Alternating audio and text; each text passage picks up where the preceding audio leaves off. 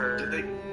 Wait, I was about to say, yeah. Did they just like render up a version of her in a skimpy outfit and email it to Jackson? Holy shit! Precisely. Oh my god. Well, we can talk about 2001, huh? Yeah, I think like around that time, also the late '90s, you could see shit like that in men's magazines, like Laura Croft. Oh, late '90s, mid 2000s. Yeah. Going on 2011. Well, yeah. I mean, yeah, it's been going for a while. Yeah. Like, I remember wasn't there a men's magazine that had like Marge Simpson on the cover, like trying to sexualize Marge Simpson? No, not yes. Yes. Well, no, you're not wrong. I was gonna say it was actually Playboy. Oh, was it? There is official Marge Simpson nudity. Awesome. It's real gas. Good work, everybody. Oh, there were actually two sexy pictures of Hockey. Two different kinds. There was one of her in a jacket that showed off her midriff. Cool. Well, the midriff is a good thing to show off. Yeah. Sure. Right? I feel like that is the most captivating point of the new teeth redesign in FF7 Remake. A midriff just adds you to crack walnuts on it. It's really great. Alright. Yeah, I get it. Big fan. That's on that. Yes, they are! See more visible, don't they? If I can direct your attention to this pie chart, fly by me. This is just a fly on a Fly chart. Oh, God. You get a splice water? You got one of those in the house? Can I get a what now? You want to say that again? You know what? I don't own a fly swatter, but I did recently buy, like, another cartoon implement. Okay, what? A giant turkey leg? No. Mangadiku? Oh, man, I went. I bought glasses that when I put them on, I look at someone, they turn into a giant turkey leg. For a sandwich. Oh, there you go with the sandwiches again. No! Sandwiches! I bought a gigantic hard bristled scrub brush for the shower. Oh, well, that's pretty good. It's so good. Like, I also bought a loofah. Like, I bought a new loofah at the same time because I was just using a loofah. Yeah, I have gone from washcloth and loofah to hard bristled bathtub brush only. It's so good. Oh, you used it on your body? Yeah, what do you think I was using it on? You said shower. I thought you meant scrubbing the shower clean. No, scrubbing me! Oh, okay. It's great. It feels like I imagine like it feels to a horse when you have to scrub down a horse with like a real hard bristle. Yes. And the horse is just kind of standing there like, yeah, boy. You are big and lumbering. Oh, yeah, that's true, yes. I have been described as an equine. You've been described as your leg like Dragon Ball's character. Yes! I think I didn't tweet that, but I meant to. I tried going jogging again a few months ago when it was warming up. Maybe I'll get back to it now. But I think I said something to the effect that it's hard. Exercise is weird when you have the lower body of a DBZ character and the upper body of an Evangelion character. That's my situation. It's not great. I have very, very muscular legs and just nothing going on upstairs. So by Evangelion character, you mean like a teenager? Yeah, a 14-year-old. A wiry teenager? Yeah. Okay. Sure. And I was referring to wife's doodle. Wait, what was your doodle? You sitting on the doctor's table, and the doctor or her saying, why you're playing like Dragon Ball's character? Oh, I don't remember that one. Oh no! One of the better Riri notes. Oh, that must have been when I had sesamoiditis. I get it. Which is not as delicious as it sounds. It was from a trip to the doctor, and you were just like asking what the deal was with these legs. Yeah. It's not great. That was a bad time. That was very painful. Shout out to your wife. Yeah, She doing? she's the best. She's great. She went to the award office today. She has to go get a My Number card. It's a Japan. You don't need to worry about it. Related to what was it? Were we talking about before? What was the thing? Shit! God damn it! What? Never mind. Yeah, aye, Captain. That's what we were talking about. The government thing where they give you. Oh, that's right. iStop. That's iStop. Yeah. No, she doesn't need that because she doesn't run a bar or restaurant. One letter off from Insta. It sure is. Instagram. That's what it's called. Thank you. Yeah. What's your Insta? I think it's Critical Hit Bar. Critical Hit Nag. I don't use it because I hate Instagram. Alright, how about TikTok? No. Nice. You might like TikTok. You make funny clips. Yeah, but I thought TikTok was like a Chinese government surveillance tool. Well, most of America doesn't care. Okay, cool. I wouldn't go that far. I wouldn't say surveillance necessarily. Well, what is it? Sure, it's owned by China. Yeah, they take a whole lot of data. Yeah. So it's Facebook. I want China to take my funny ideas again. Oh, my great podcast ideas. Yeah. Trying to rip them off. How about this? A true crime set in Shanghai. Now, hang on. Did you mean to say a true crime podcast, or do you actually want to plan and execute a murder in Shanghai? I meant a podcast. Okay. No, I'm not planning anything. Please. Okay. Do not send anybody to my house. China, you want to go there someday? No, let's move on. You just call me China. No. How about China? I mean, I do have Come like through.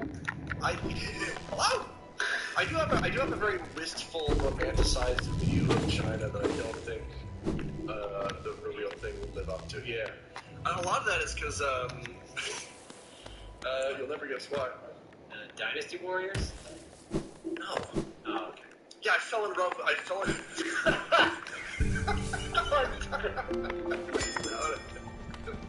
That was an accident. I was gonna say, yeah, I fell in love with Butt Rock and it made me want to visit China.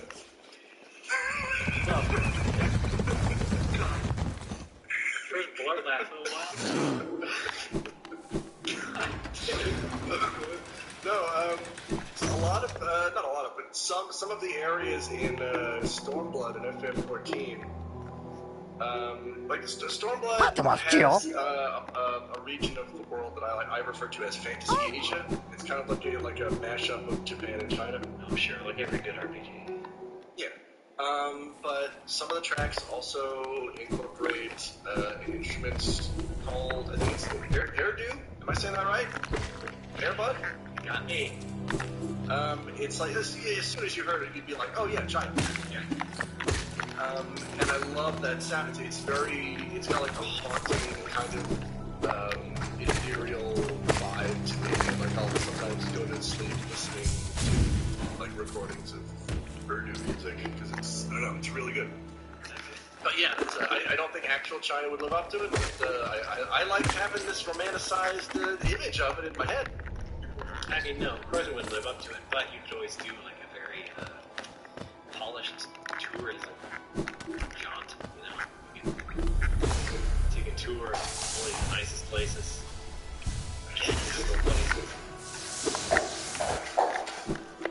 Have all the downtrodden people hidden from you. Yeah. No, I'm not terribly interested in tourism videos. I meant going there physically someday. Yeah, I know. But like, I wouldn't want to make a tourism video is what I'm saying. Alright. I just meant going. You don't have to make a video. But going's expensive. It can't be much more expensive than it is for me here in America. Well, I'm sold. You're closer. Alright, I'll meet you there. I'll meet you in China. You're in Japan, that's another RPG. Then, yeah.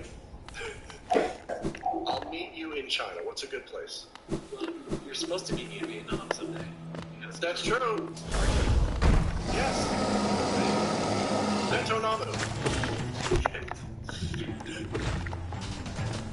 Japan really ruined a bunch of games words today. Yeah. Just starting with the name of the country. Yeah. Going on to one of its famous foods, banh mi. Yeah. What do they call that? Japan called banh mi. Okay, for a second I thought it was just going to be like Bentonominal something.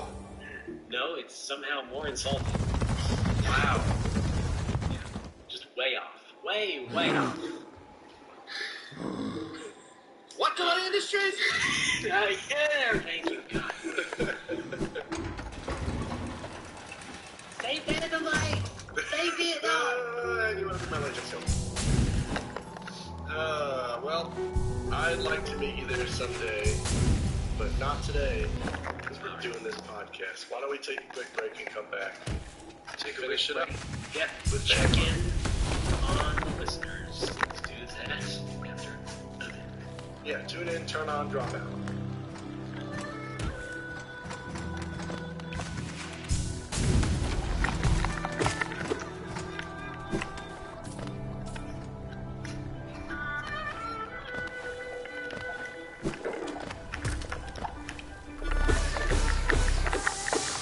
Drop it. Drop it. There you go. I'm your host, Hugo Button. This delves into everything from casual formats and explorations of creatures and card types and interviews with designers of the game. At Casual Magic, we believe that it just isn't magic without the gathering. Come along and play.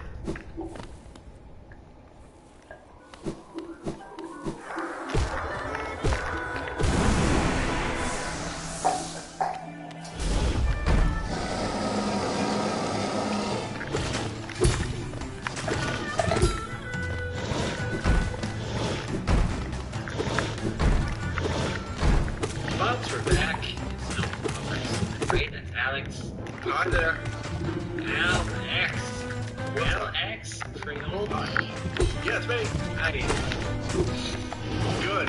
I'm starting to make, starting to hang it up, not hang it up with Twitch, but now that I'm back to, like, normal work hours, I can't really stream every day anymore. Alright. So now it's, like, down to 1 or 2 days a week, probably Sunday, Monday. Oh, shit. Well, kind of like me. Kinda like you. Well, my schedule was self-imposed. I guess that worked out. You had a nice year there. Yes, I had a very nice year and a half-ish of streaming, having fun, and I think this kind of, the timing is pretty Drop good. it. I'm starting to get Drop burned it. out on retro achievements anyway. No, I'm not going to play Tug of War. Just, Drop it or a good walk away. that is not perfectly executed. It's like I've ranted about this before, but until there's some kind of standardization across the site, it's never going to be more than just a quirky fan project. FF14 ain't paying the bills.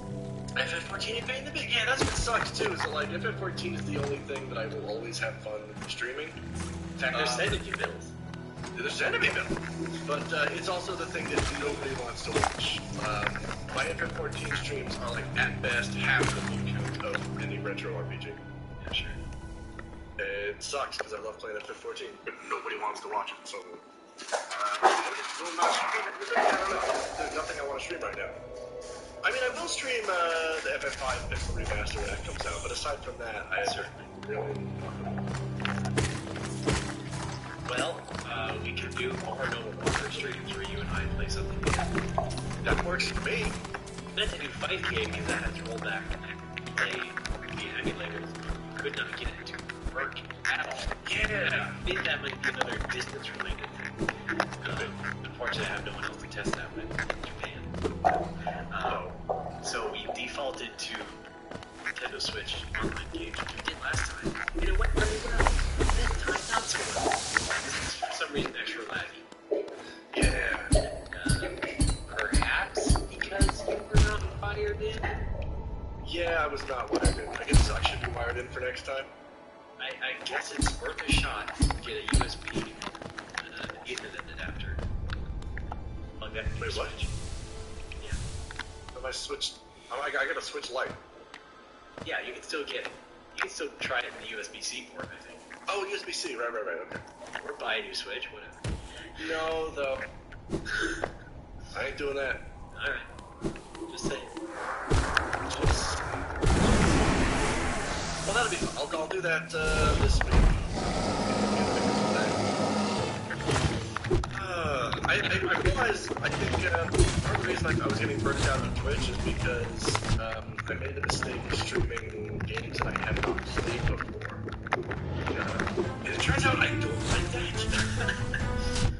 But you've been playing, you were playing some old games and RPGs most of the time, right? It was mostly RPGs, yeah. So they were things you were, you know, peripherally familiar with. Yes. But towards the end, I made the mistake of doing, and it was Mother 3 and Deltarune. So I made the mistake of, first of all, I made the mistake of doing 2 games I'd never played. Second of all, I made the mistake of doing 2 games I'd never played that are also very just cute and quirky. And it turns out I can really only stomach one of those at a time. Yeah. Well, it seemed like a good idea at the time, I suppose. The 2 games that are pieces off. Yeah. I mean, I'll tell you what though, it really made me appreciate the construction of games like Undertale and Deltarune, how Philip Fox can take inspiration from the Mother series and a lot of bullshit. Sure. I really, I appreciated the things that, he did not. Okay, drop it. Like in Mother 3, when someone in your party just has to learn new shit, so you get a fever, so you can't run anymore. That's cool. That's the greatest.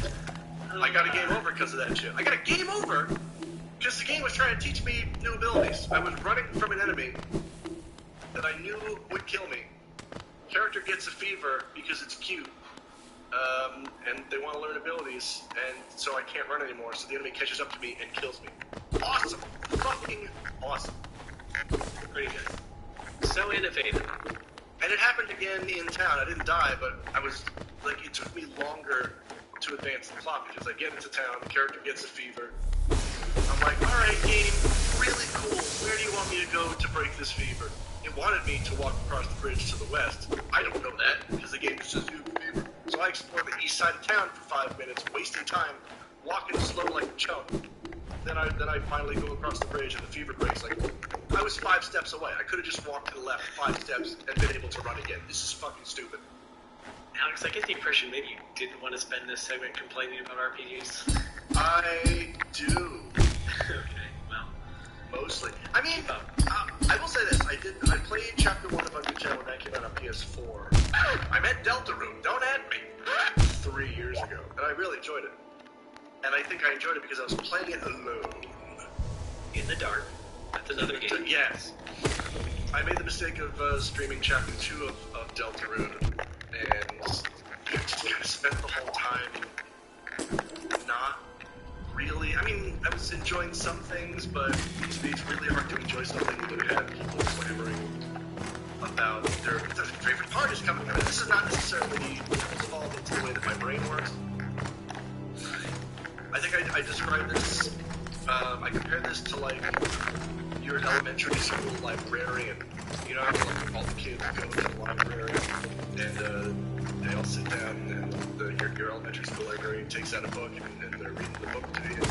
It's like I'm the librarian and I'm reading the book to all the kids. But also, I've never read the book, and I kind of want to read it. I'm kind of curious about what this children is like, but I can't focus on it because there's a whole bunch of 6 and 7-year-olds who are shouting, "Spamton's coming! Turn the page, Spam! Here comes Spamton! Here comes my favorite one!" And I can't. I'm like, shut up! I haven't seen this. I haven't read this. I'm trying to enjoy this too. Can you shut the fuck up for 5 seconds, my favorite part? And it was just that throughout all of Deltarune. And I don't think that's necessarily anybody's fault who is watching. It's me getting preoccupied and being unable to enjoy something in the presence of other people. Yeah, I think you pay too much attention to the chat. I mean, there are times when you should, and times you shouldn't. I'm constantly paying attention to the chat, and that's what ruins my enjoyment of games. That's why I need to play them offline. Right. Or just get some dedicated moderators. Maybe if I try chapter, I think I'm more than halfway through chapter 2 of Delta. I think if I just finish the rest of it offline, I'll enjoy it fine. Probably, yeah. But then the other issue is like, one of my friends was helping me keep track of missables because I don't want to miss anything. I want to, like I said, I'm trying to Aerosmith this son of a bitch, and I want to make sure that I have everything for when chapters 3 through 5 come out. Yeah. Because I don't want to have to replay something I don't have to replay. So I kind of wanted to do it on stream because I have no idea. I have a guy who is graciously willing to point out missable stuff. I guess I can just look up a guide. Good. And yeah, it's not a real complaint. Alright then. But yeah, I always tried to avoid being the guy who plays brand new games on stream. Yeah, in Deltrin's case, that was, the game of the moment. And it's just like, I'm having more fun just playing old things that I'm familiar with. And can reintroduce myself to, but also introduce the audience to. I'm figuring out that that's me with old RPGs. Like, I'll be able to stream FF5 Pixel Remaster, no problem, but... There's maybe something in between that I would do, and that's like new-ish fan translations. Like, for example, people are working on translating Racing Lagoon right now. Yeah. And they've been doing it piecemeal, like each chapter beginning or whatever, but I'm just kind of waiting for it to be all done before I would want to stream it. Sure. But that is a new product in the sense of a new translation of an old game. But an interesting game that I'd like to show off. That's all. Alright. Other stuff like that. Fan translations are kind of like an easy way to show people, obscure or weird games in a language they can read. Right. And as long as they're good ones, like there are definitely a bunch of high quality ones out there. That'd be good. That's something I would do as sort of like a reserve stream, backup ideas and stuff. Yeah, I guess that's another thing I'm curious about is there any kind of index or reference for like fan translations that are good? Because I've typically not had great success with fan translations. Well, I can just tell you, probably, but I don't think there's like a real known curation type of if you want good ones that are generally going to be good anyway, just look at Neon Genesis. The guy who has a lot of good stuff over the years. Not bad. For sure. Good games. I'm typically down on fan translations just because I've had so many bad experiences of them. I think I'd rather just play the Japanese version than have to put up with this. I think the Mother 3 fan translation is a big exception because you can absolutely trust other fans to do something correctly because they're insane. And it's a really good fan translation by, a professional translator. Yeah. But then there's stuff like, basically any Final Fantasy ROM hack that has the word decensored in it, get in the recycling bin. Yeah, of course. There's lots of that. But there's also, the ones that are good are usually rising to the top, and I will only see them on Twitter and stuff. Find out about it like that most of the time. So it's not hopeless. But they're out there. I also don't understand why Phantasy Star got a re-fan translation a couple years ago. Why not? Okay, fine. They also added gameplay enhancements and things like that. Yeah, I guess. It's more than just that. Right. Here, I'll link you to Genesis. No. There you go. Alright. Thank you. What? Not Phantasy Star. I know you know about Phantasy Star. I do! Alright. Well, Alex, shall we move on to fan fun? Let's move. Yes, we've got fan fun. We have some fun with fans. Do I need to play the old theme that you don't like, but I have to play it anyway? I wish you would. I wish you would. Alright. This is a new fan fun thing.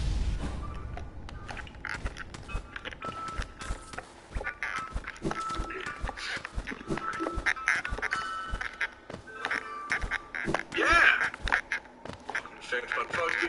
we have some voice. Sounded kind of familiar. What do you mean? Like I've heard it before. Never mind, continue. All right, we have here a handful of calls from folks who called in to 805 NMW. A good handful. It's trended up since last time. Yes. Really went ahead with it. Yes. All right, so we're gonna play In these. fact, Watch Ray. I just asked in our brand new Discord server. We'll talk about that later. To invite people to call in, and they didn't. They did not. Nobody stepped up.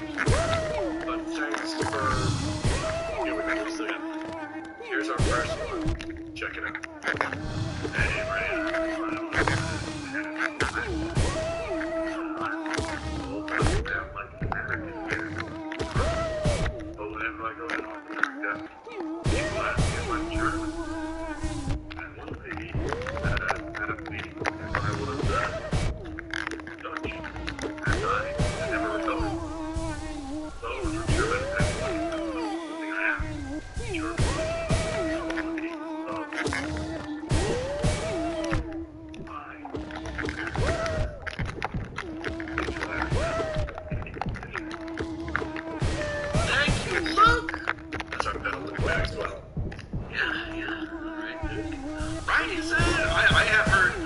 Some impenetrable Irish accent before, but Luke's very smooth and understandable.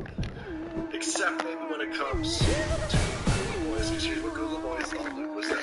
Alright. Hey Ryan, Alex. I don't know about impenetrable accents. I'm often told that I sound like an American here in Heartland. But whenever I go to North America, often people ask me if I'm German.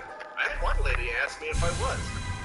Dutch and I never recovered, so I'm not sure about the pants. We're back since, but one thing I am sure about is the quality of No More Whoppers always makes me enough money and enjoy ourselves in equal measure. So keep it up! Alright, Luke, we're very happy that we're able to make money. I don't know what you're doing. I don't know if you're burning these episodes of CDs and selling them. I mean, Luke, he does have that Liam Neeson smoothness. That's true, it's very smooth. It's very smooth. I want to have a big glass of his voice. Alright, cool. Oh god. I think your throat's had enough today. Yeah, my throat is killing me. Here's our second call. Looks like it's from a Gordon.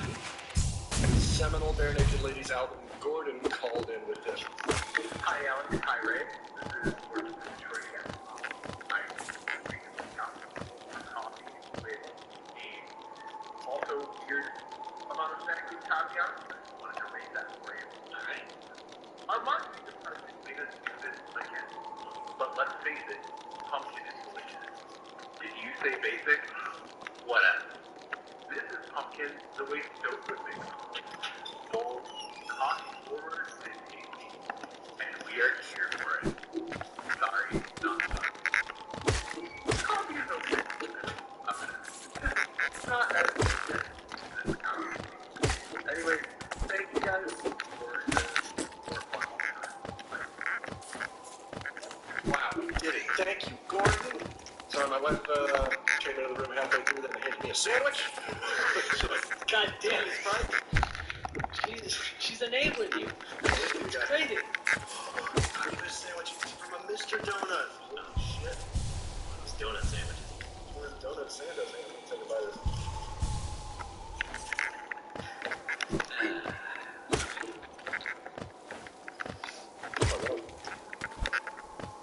It's Italian.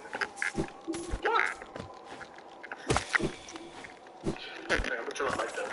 Yeah, you do that. If she says, I'm a bitch, Okay, sorry about that. Here's what Google Voice thought Gordon said.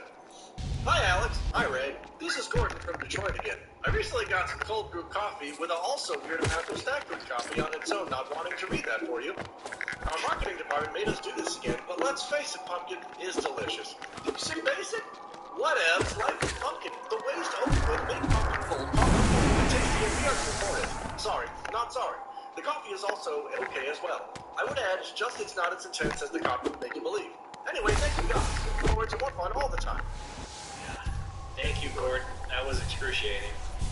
That's I did not catch the part where it said, like, pumpkin the way who would make it? Stokes? yeah, the transcript says, whatevs, life is pumpkin. The waste oak would make it. Yeah, let's play this. Hi, Alex. Hi. Let's see. Pumpkin. Gato e Nele. Did you say basic? Whatever. This is pumpkin. The way Stoke would make pumpkin. Stoke? The way Stoke would make pumpkin? Am I No, missing wait. something? Is this the No, Game wait. of Thrones character? The way Snoke would make pumpkin? Is it a Star Wars thing? Oh man. I mean, isn't it? I don't know. But still, what does it mean? What the fuck does it mean? I don't know. Gordon, you got to call us again. You're going to have to do this another one. Who's making pumpkin? I don't know. Thank you for that. Here, this is interesting. Our third call just said it's 21 seconds, but it says transcription not available. Oh dear. So It's let's a ghost. It's a ghost. Let's see what we got here. Hallo Ray, hallo Alex. Hier aus Wuppertal, ich bin aus Deutschland. Eigentlich rufe ich nur an, um das gute Transcript zu machen in der deutschen Sprache zu versuchen. Ich bin lange jetzt auf der Liebe aufsetzen. Aber die selber nicht machen, also David ist auf der Ganze dann. Also, mach's gut. Yes. Okay. Thank you. Hey, it's that German guy, Luke Maxwell. Yes. Okay. Well, I don't know how to answer that. Ray, why don't you field this question? Yeah. 怎么酒？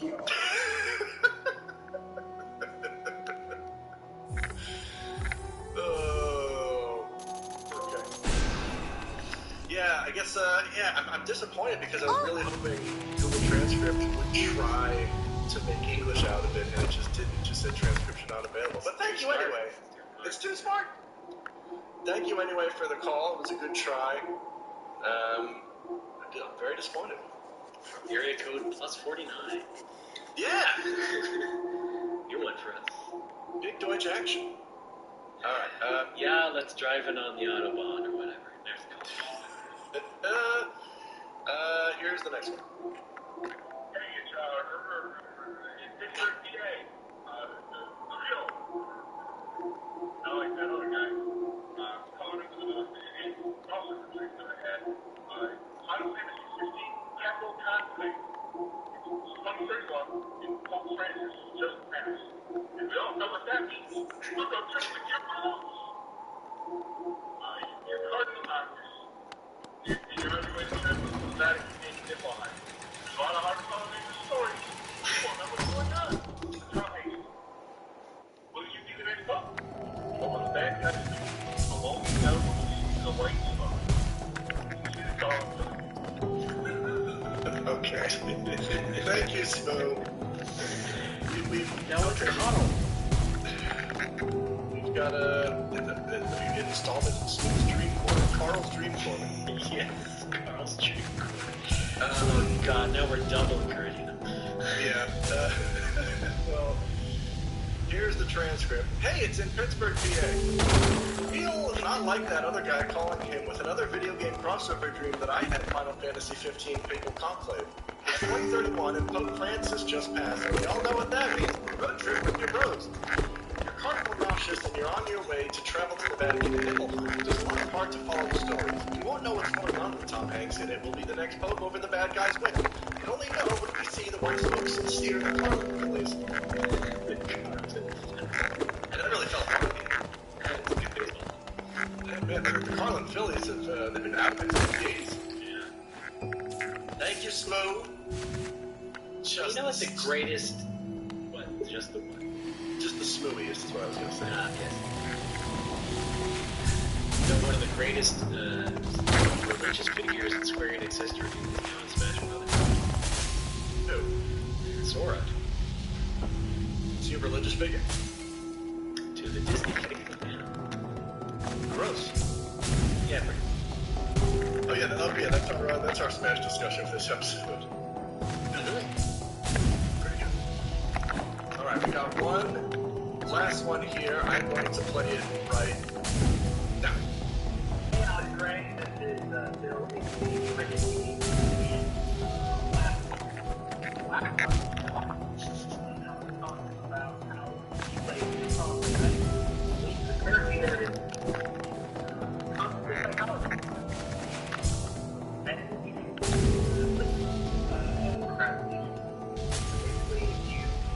like you have next goal of a certain day. So that late, you up, so I guess there's that. Also, I know over there.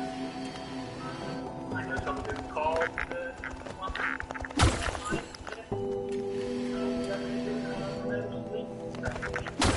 there's that. Yay! Thank you, Bill. Yeah, it's, hey, me and Snow and Bill grew up on the same street. What do you think of that? I think it all goes back to Pittsburgh, doesn't it? It does! Holy shit. It all goes back to Pittsburgh here on the block. Thicken. Yeah, sleep procrastination is absolutely a thing that I do. And there are days when I don't do it. I guess in retrospect, those days when I feel like I was in control of my life and I was productive and I did things I wanted to do. But then, yeah. I might have always referred to it as like me time after work, after I have to talk to like Trump's salaryman for 3 hours. That's not me time, that's them time. Boy, and I also have. Yeah, it's not great.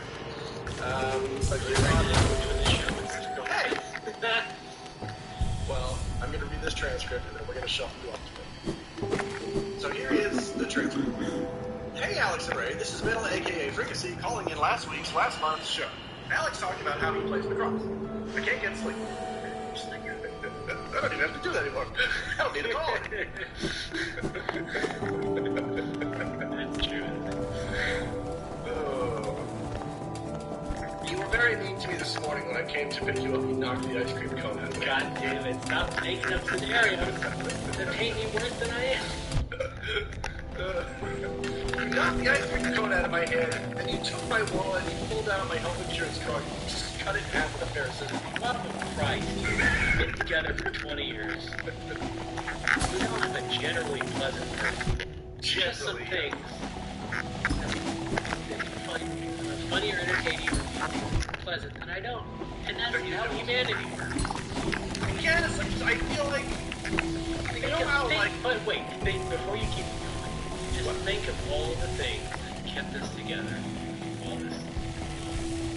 The kids? Yes! Right? There's been something there. There's been something there keeping us together. And it's a good thing. It's a good thing. We can recognize that.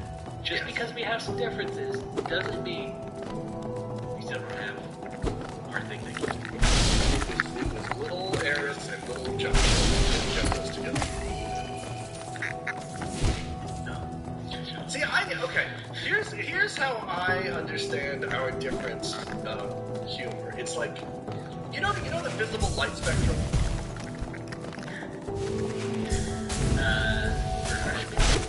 Yeah, like you can see certain colors.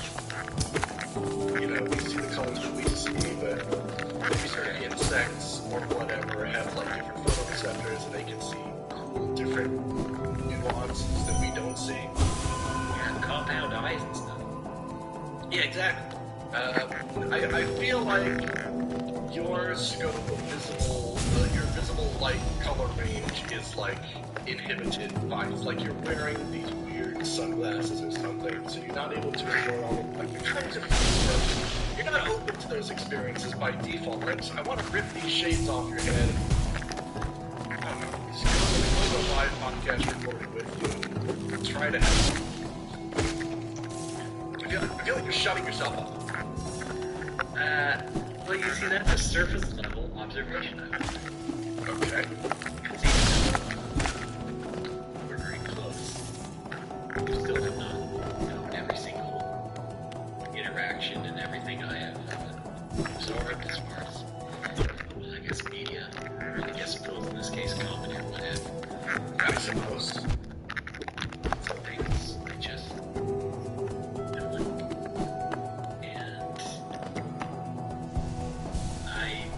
maybe also I was too curmudgeonly about it in the past, and a bit too eager to tell you when something sucked or whatever. There's also that may have been yeah, that may have been a wrong-headed view of how to make friends. yeah, that's never a good look. Is the unsolicited hey, here's what I think sucks. And then it sticks, and then you get this idea that I'm just always like that. When in fact, I know you're not. we both enjoy. That's right. I've actually, there are certain things that I've given up trying to sell people on because I know it just won't take. Yeah, no more Whoppers. Not just white and Whoppers. Twitch.tv/Hopkins. Twitch 50 situation, or no. Reverse psychology, it sucks, but whatever. Yeah.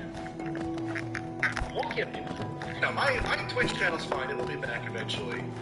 Someday. I've been trying to get people into FF14 for years, and it doesn't take because it's an MMO, and either people have made up their mind about MMOs or people have made up their mind about FF14. I don't even bring it up anymore. It sucks. I hate this conversation, but I have it almost every day. And someone asks at work, what are you playing these days? I'll either say FF14, or I'll just kind of shrug and go, you know, like I hate having that conversation. In terms of podcasts, I've stopped trying to tell people on one of my favorite shows of all time, Super Ego, because it's just not the kind of thing I can explain properly. And I feel like to explain it properly, it requires you to sort of over-explain it, which then makes it not funny. So I've just given up. I've just completely stopped trying to sell it. Even though I think it's genius, it's like not something I can recommend to people anymore. Now I know for sure from looking at our chat that people seem to have the same problem with our show. Yeah. Which is just funny, and it's something. I mean, it's just one of those things that goes to show like we're not alone. It happens to everybody. That's true. I mean, at least you're not trying to push things on people, and that's a healthy thing. Well, hang on. No, I do have a big fuck you to whoever told me in my Twitch chat. Hey, I forced my wife to listen to your show and she hated it. Yeah, no shit. No shit, Dr. Genius. Are you sure they weren't being joking? I don't think so. Okay. So good work. It would seem like maybe they weren't serious. Okay, you know what? If they were not serious, well, I mean, it's also good that I don't remember who it was. So I'm not getting mad at anyone specifically. But Is yeah, Alex's Dream Corner? This is Alex yelled for it. If it was a goof, that's fine. If it wasn't a goof, what the fuck are you doing? I'm not sure why someone. I mean, people say dumb shit in Twitch chat all the time, but that Yes. Yeah. It's real though. people are funny. I realize I think I have a problem when it comes to podcasts, and that is the topic is not enough really to get me on the show. I want, like, the hosts have to have personality and otherwise be entertaining or engaging because I've tried. to be the official Q-Jubes podcast. Yeah, Jujubes, the Jujubees? Say Jujubes? I am absolutely sure it's Jujubees.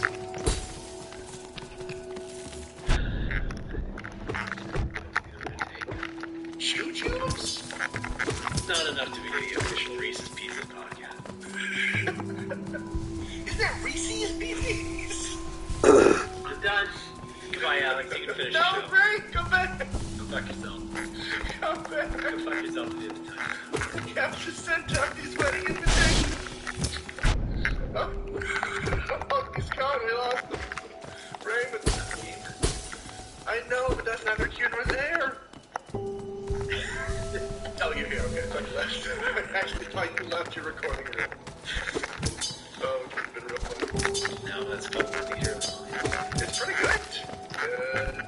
So yeah, I tried to get into some other podcasts over the week, and it's nothing against the shows themselves. The hosts are very knowledgeable about the thing they're talking about, but there's nothing beyond that, and that's not enough for me. I guess it's because my brain is dumb and easily bored, and I need people not only to be intelligent but also entertaining at the same time.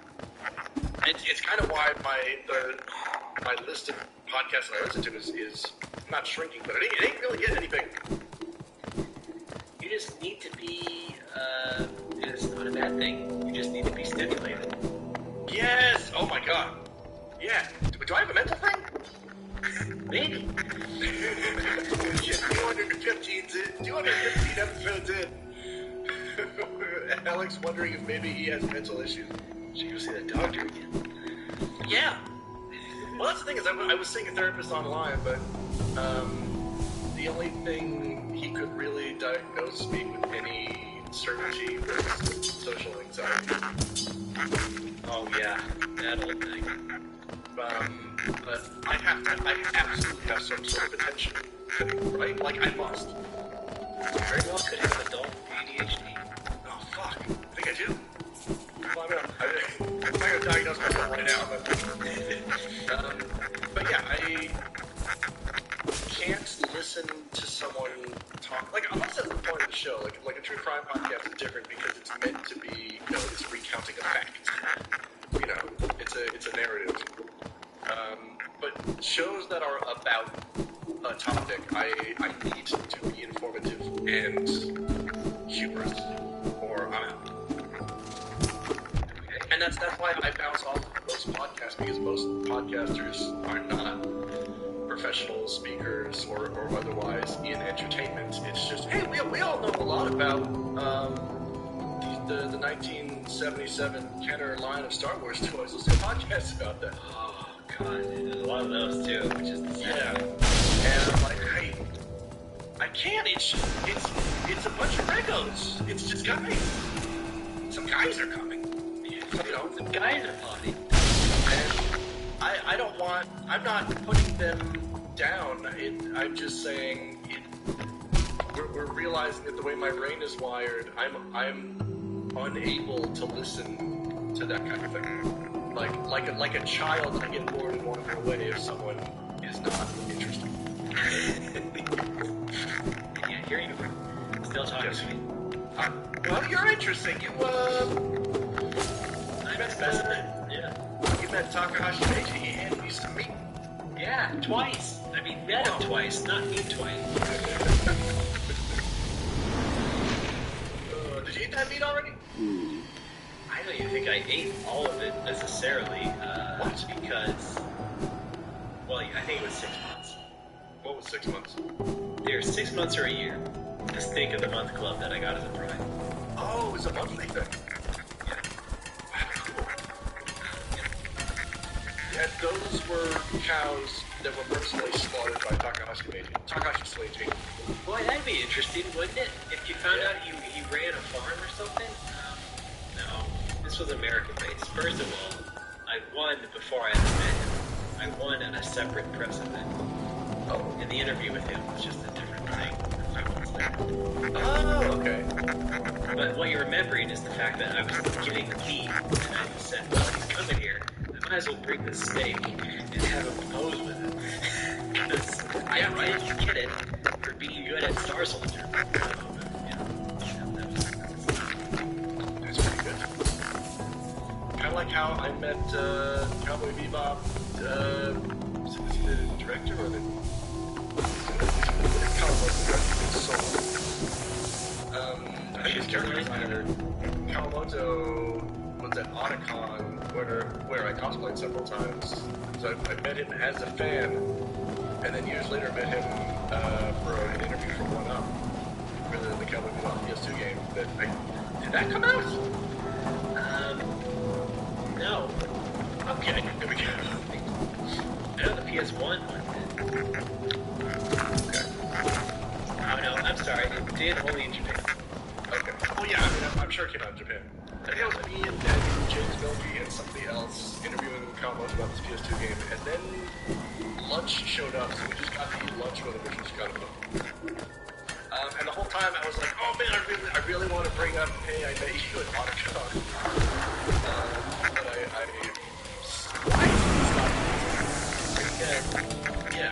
I mean, I have made a career out of embarrassing myself. Part of that is doing so and the opportunity. You have your moments. You have your good moments. I have my good days and my bad days. Oh boy, speaking of Cowboy Bebop, have you seen this Netflix shit? Yeah, I don't know how I feel about that. I mean, I've kind of fallen off TV and movies to a large degree in the past year and a half anyway.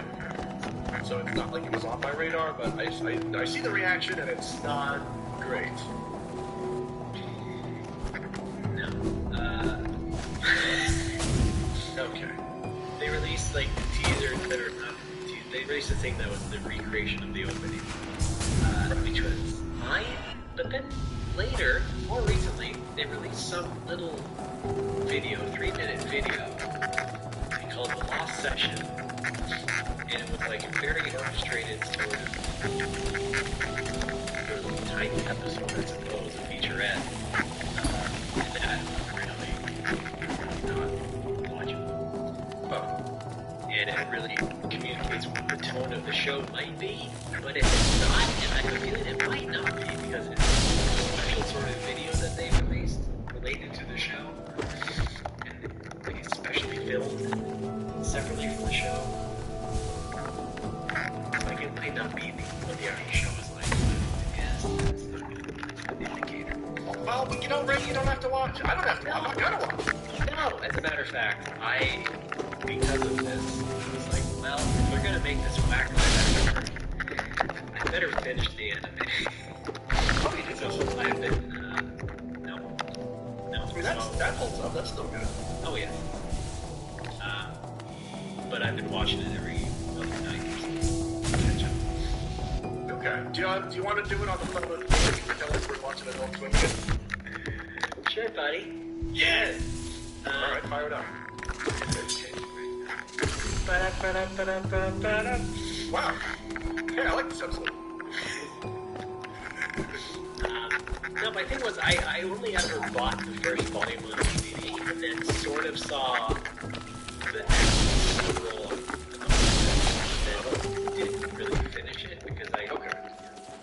And then I saw the movie on UMD. So anyway, the whole thing's a fucking mess, and I need to watch it anyway. Yes. I think the movie's all right. I think I don't know if we know exactly where the movie takes place among the series, but it might be fun to just insert the movie into your watch, where between whichever episodes it's supposed to go into. I thought it was pretty clear. It was like between episode 23 and 24. I thought that was always a clear thing that they mentioned. I didn't know that. I missed it. Right. Yeah, right. I've fallen off TV and movies a lot in the past couple of years, and I think it's just because it's time that I could be using either to play FF14 or to stream FF14. Yeah, I'm with you. Well, I was especially like that once I just stopped getting cable, which was probably at least 15 years ago anyway, so it's just, Yeah. I don't really care. I like video games better anyway, so... Yeah, I would rather play games than it's something about passive entertainment versus active entertainment, and I guess I prefer active entertainment. Yeah. I don't binge anything. Yeah, I mean, like, it happens every single month, and this month it's, hey, have you seen Squid Game? No, still haven't, but I'm not gonna. I'm sorry. I want to play a game. My wife and her friends got into that, and I was just like, because I don't like this premise. I don't like all the indiscrimination. Yeah. Sorry. Not a thing I like. That's another thing I'm not into is shit like that. Yeah. And I don't like the sort Battle of- Royale shit. Yeah, I'm not into Battle Royale shit. I'm also not into, I mean, I don't know anything about Squid Game. I'm also, like, what I've realized is I don't like gore at all. Like, it's why I can't watch horror movies. I can't even really watch slasher movies. It's a shame because Rui loves it. It's like her favorite genre is horror movies. And she's watching a Final Destination. And I'm just walking through the room just in time to watch someone get ripped apart by an escalator. And even though it's like very, very, these are very bad practical effects, it's still just disgusting and nauseates me. Because when I'm watching that shit, the first thing that pops into my mind is like, what if that was my dad? Or like, what if that was my wife? How would I feel if that was somebody that I love? Yeah. I feel fucking terrible. Yeah. I cannot watch that shit. I do not watch that shit. See, I think we have that. Yes! It's gross. And like even video games to a point. If they do it very hyper realistically, like Mortal Kombat shit, or even the Resident Evil 2 remake, like it's a bit much. I suppose so, but in another way, it's like that doesn't bother me in such a way because that is more fantastical and obviously fake, like 3D models and stuff. I do understand what you mean in that, it's a bit like I don't really need this, but It's a fake 3D model, but like someone very painstakingly modeled half of this guy's brain when it gets scooped out of his head by a shovel. Yeah. You know what I mean? Like it's fucking gross. on one hand, though, that's not my problem. I did not know that is my problem. Yeah, there was an article, I think, on one of them websites, Eurydice, that was like talking to people who are making that kind of like visceral, realistic shit. They're having to look through all this gross reference material to create accurate depictions of things. Yeah, it's not an enviable job. Gross. But for a certain type of person, it might work. Not necessarily a sicko, just a pleasant sicko. A pleasant sicko you can still talk to. Yeah. Be Twitter mutuals with, maybe. But... I'm mutuals with plenty of sickos. Yes, of course. Anyway, that was a weird tangent from Cowboy Bebop, but Yes, it was. and hey, guess what? Netflix in general just really eating shit lately. So Yeah. not really all that appealing. Actually, I hate the pressure, though, as part of my job is, there's enough pressure expecting to be up on video game news, which most of the time I just don't give a shit about. But then there's peripheral pressure to be up on relevant nerd shit, like TV series and movies, when, hey, did you see Dune? Let's talk about Dune. No, I didn't see Dune. I'm not gonna see Dune. I'm gonna see Dune. No! Wait, are you paying? Yeah. No! I don't want to put that on you.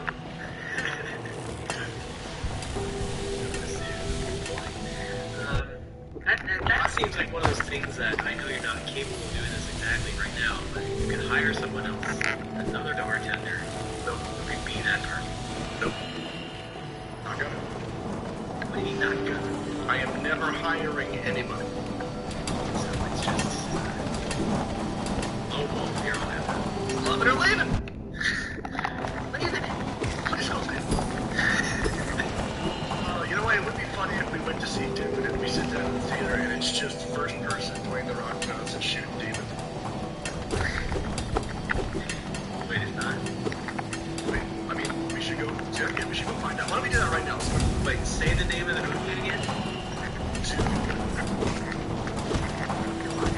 There's also Final Dune, Dune 2, Hell on Earth, Dune 2016. Indiana Jones and the Temple of Dune. Yeah, okay, no, I hear you right. Yeah, Dune Patrol. Why wouldn't the movie be that? I don't know. Alright, can we wrap this up so I can pick you up and go next? I want to see that new DuckTales movie they find out like, not like a plug-in lamp, it's like a genie thing. Okay. Yeah, 2 Disney movies about lamps. God, talk about creatively bankrupt. Jesus Christ. Anyway, let's end the show. Yeah. Thanks everybody for listening. This has been No More Whoppers. You can go to our website, NoMoreWhoppers.com, find out everything we got for you. We do have a Patreon, patreon.com/NoMoreWhoppers. You can give us $5 a month to get an episode a week early, or just give us $1 a month to be a cool gold subscriber. You also support us in keeping things up, such as that website, that aforementioned.com. Yeah! And maybe upgrading gear every now and then. I just got a new microphone. Not the chair. The chair's different. The chair's different. But things of that nature. And of course, keep us live streaming. Keep us decent, I suppose. Yeah. And you can call our phone number 805-NOW-TALK. That's in America. 805-669-8255. Leave us a message. It can be pretty much anything based on other things we talked about, such as over nerds and brief or funny stories about nerds you've known or been, and snack food copy. Why not? How about that? Do it! Yeah. looks them up off the top of my head. Skittles. Fuck. This is hard. Okay then. We have No More Whoppers merchandise. Shop.spreadshirt.com/NoMoreWhoppers or just find it on NoMoreWhoppers.com. We got shirts, buttons, stickers, things with our logo on it or Alex on it. Alright. Good stuff, good stuff. Do give us money that way. We're on Facebook.com/NoMoreWhoppers. On Twitter as No More Whoppers. We're also on Twitter personally. Alex would be on Twitter as... I'm Patui, that's P-O-T-O. Whoa, fuck me. Whoa, fuck the fucking top. P-P-P-P-P-P. P-I-T-O-H-U-I. Hang on, this is the fly on my monitor. Let's see if I can Again with this fly. Go!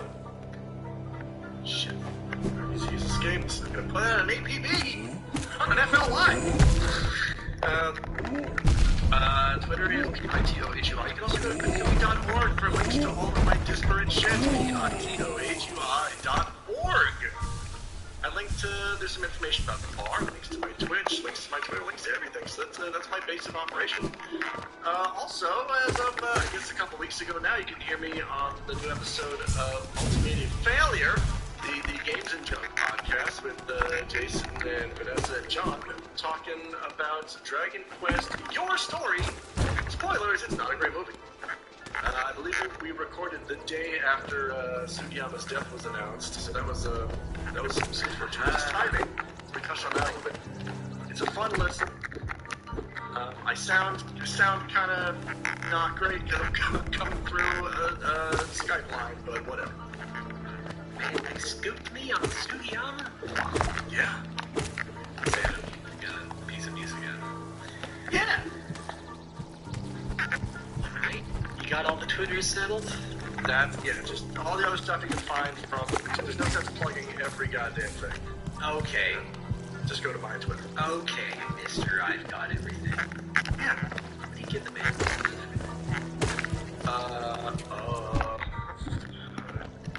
Soon. Good enough, yeah. I'll take it. Yeah. I'm on Twitch and Twitter as RDBAAA. Streaming and tweeting. That's about it. I also made a game called Blast Ravage from my company, Bipedal Dog. Bipedal Dog is the company. The head of that on Twitter. For numerous times. And I've been on Retronauts recently. What did we just do? What did just get tweeted the other day? Oh, the Skyrim one, that's right. Get short. Might not, I bet you're sitting there going, right? Like Skyrim? You can talk about Skyrim? Yeah, it's in a certain sort of context. Yes, I can. And I did. There you go. And another customer expressed appreciation the other day that they don't like Skyrim. Right? Whatever. That's fun. Please just things or not. Yeah, look forward to more Retronauts episodes. That was recorded a couple weeks ago. Wow, yeah. A guest on a podcast. What are the odds? Pretty high. Well, that's about it. Thanks, Alex, for being a good sport. Anytime. Everybody else, keep your nose clean. We'll see you next time. Gold subscribers, stick around after the show. We crash a Halloween party dressed as each other.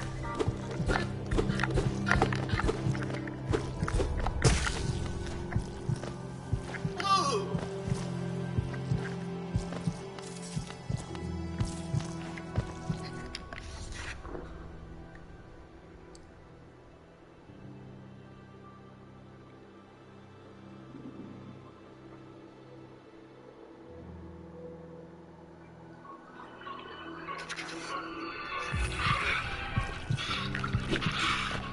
What are you guys doing?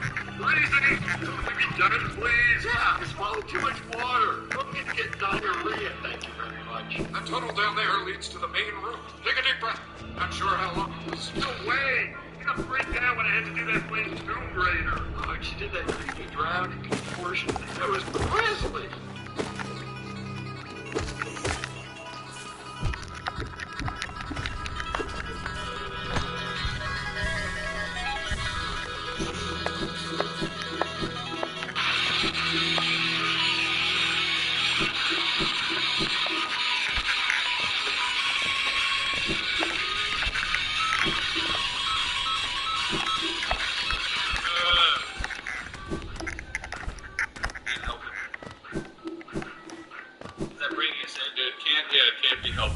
That is Keyboard Cat helping us bid adieu to the drama of last week.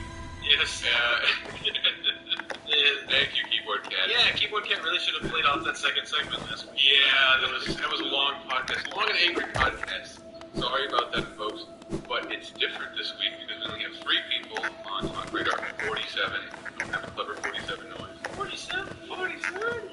I'm Christopher and I'm Mike Barbaras.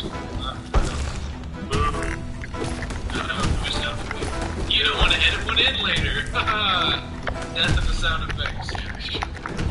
I'm going to go ahead and jinx the podcast. Okay, ready? This is going to be a short one. That is jinxing us. Yeah, this is going to be a short I fight. predict 6 hours. 6 hours. There's actually a whole thread right now. GameBuilder.com/forums. Talk Radar forum. There's a whole thread about how people like the longer podcasts. And even though you like 2.5 hours, that's more work for us. No, I want to make it, it's not that it's more work for us, it's that it's not as inviting to people who've never listened. Like, try this once, it's only 3 hours. Like, that's why people don't go see most hospitals. That is, people were talking about they like long podcasts, but where do you listen? I'm curious, hey, you listen to 3 hours of bullshit. But, when I listen for research purposes, it's when I'm playing games. For me, being 4 to 22x playing, it's lovely to listen to the podcast for playing Need for Speed. That's when I listen to all podcasts. When I'm playing a Need for Speed game, played every one, hated every sound effect. Turn that shit down, crank up the tar. It's a terrible name. It is Spanish for...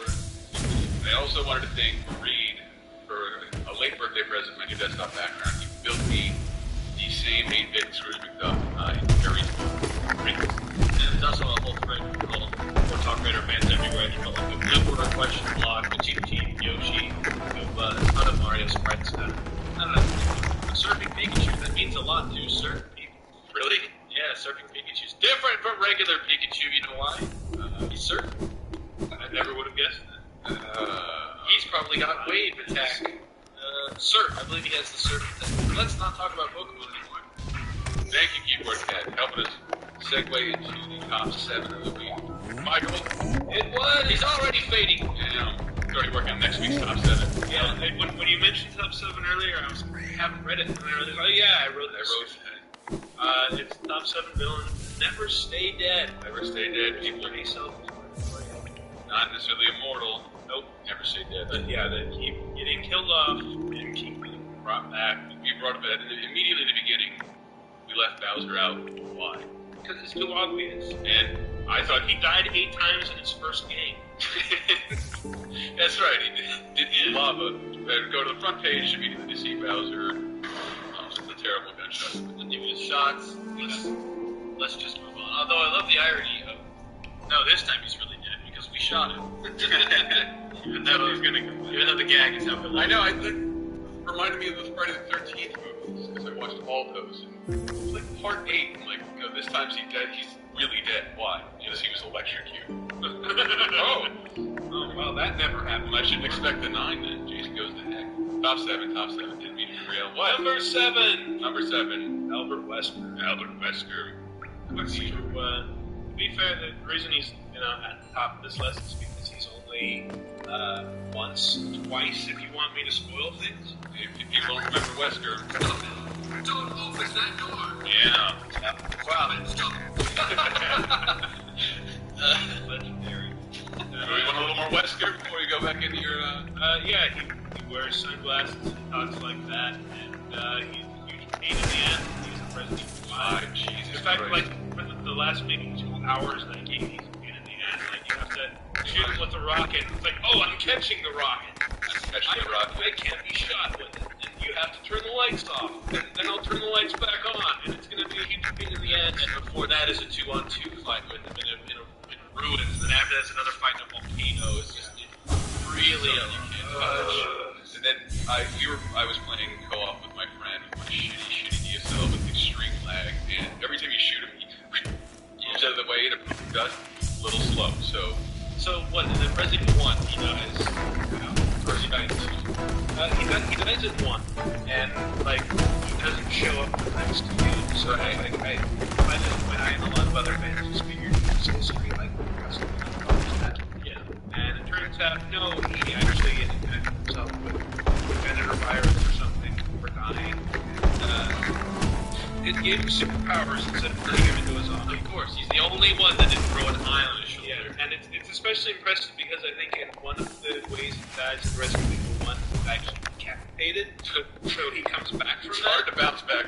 Yeah, but then he shows up in Code Veronica with red cat eyes, like a paper bill's like, oh my god, Wesker's back. And it's like, Yeah, Code Veronica. you shouldn't open the door, because once you open it, it can't be closed. So when he shows up in 5, he's like, he's gonna really deep voice, and his hair's super slick back, and he's got an alligator leather, Yeah, he's got a Neo from the Matrix Reloaded.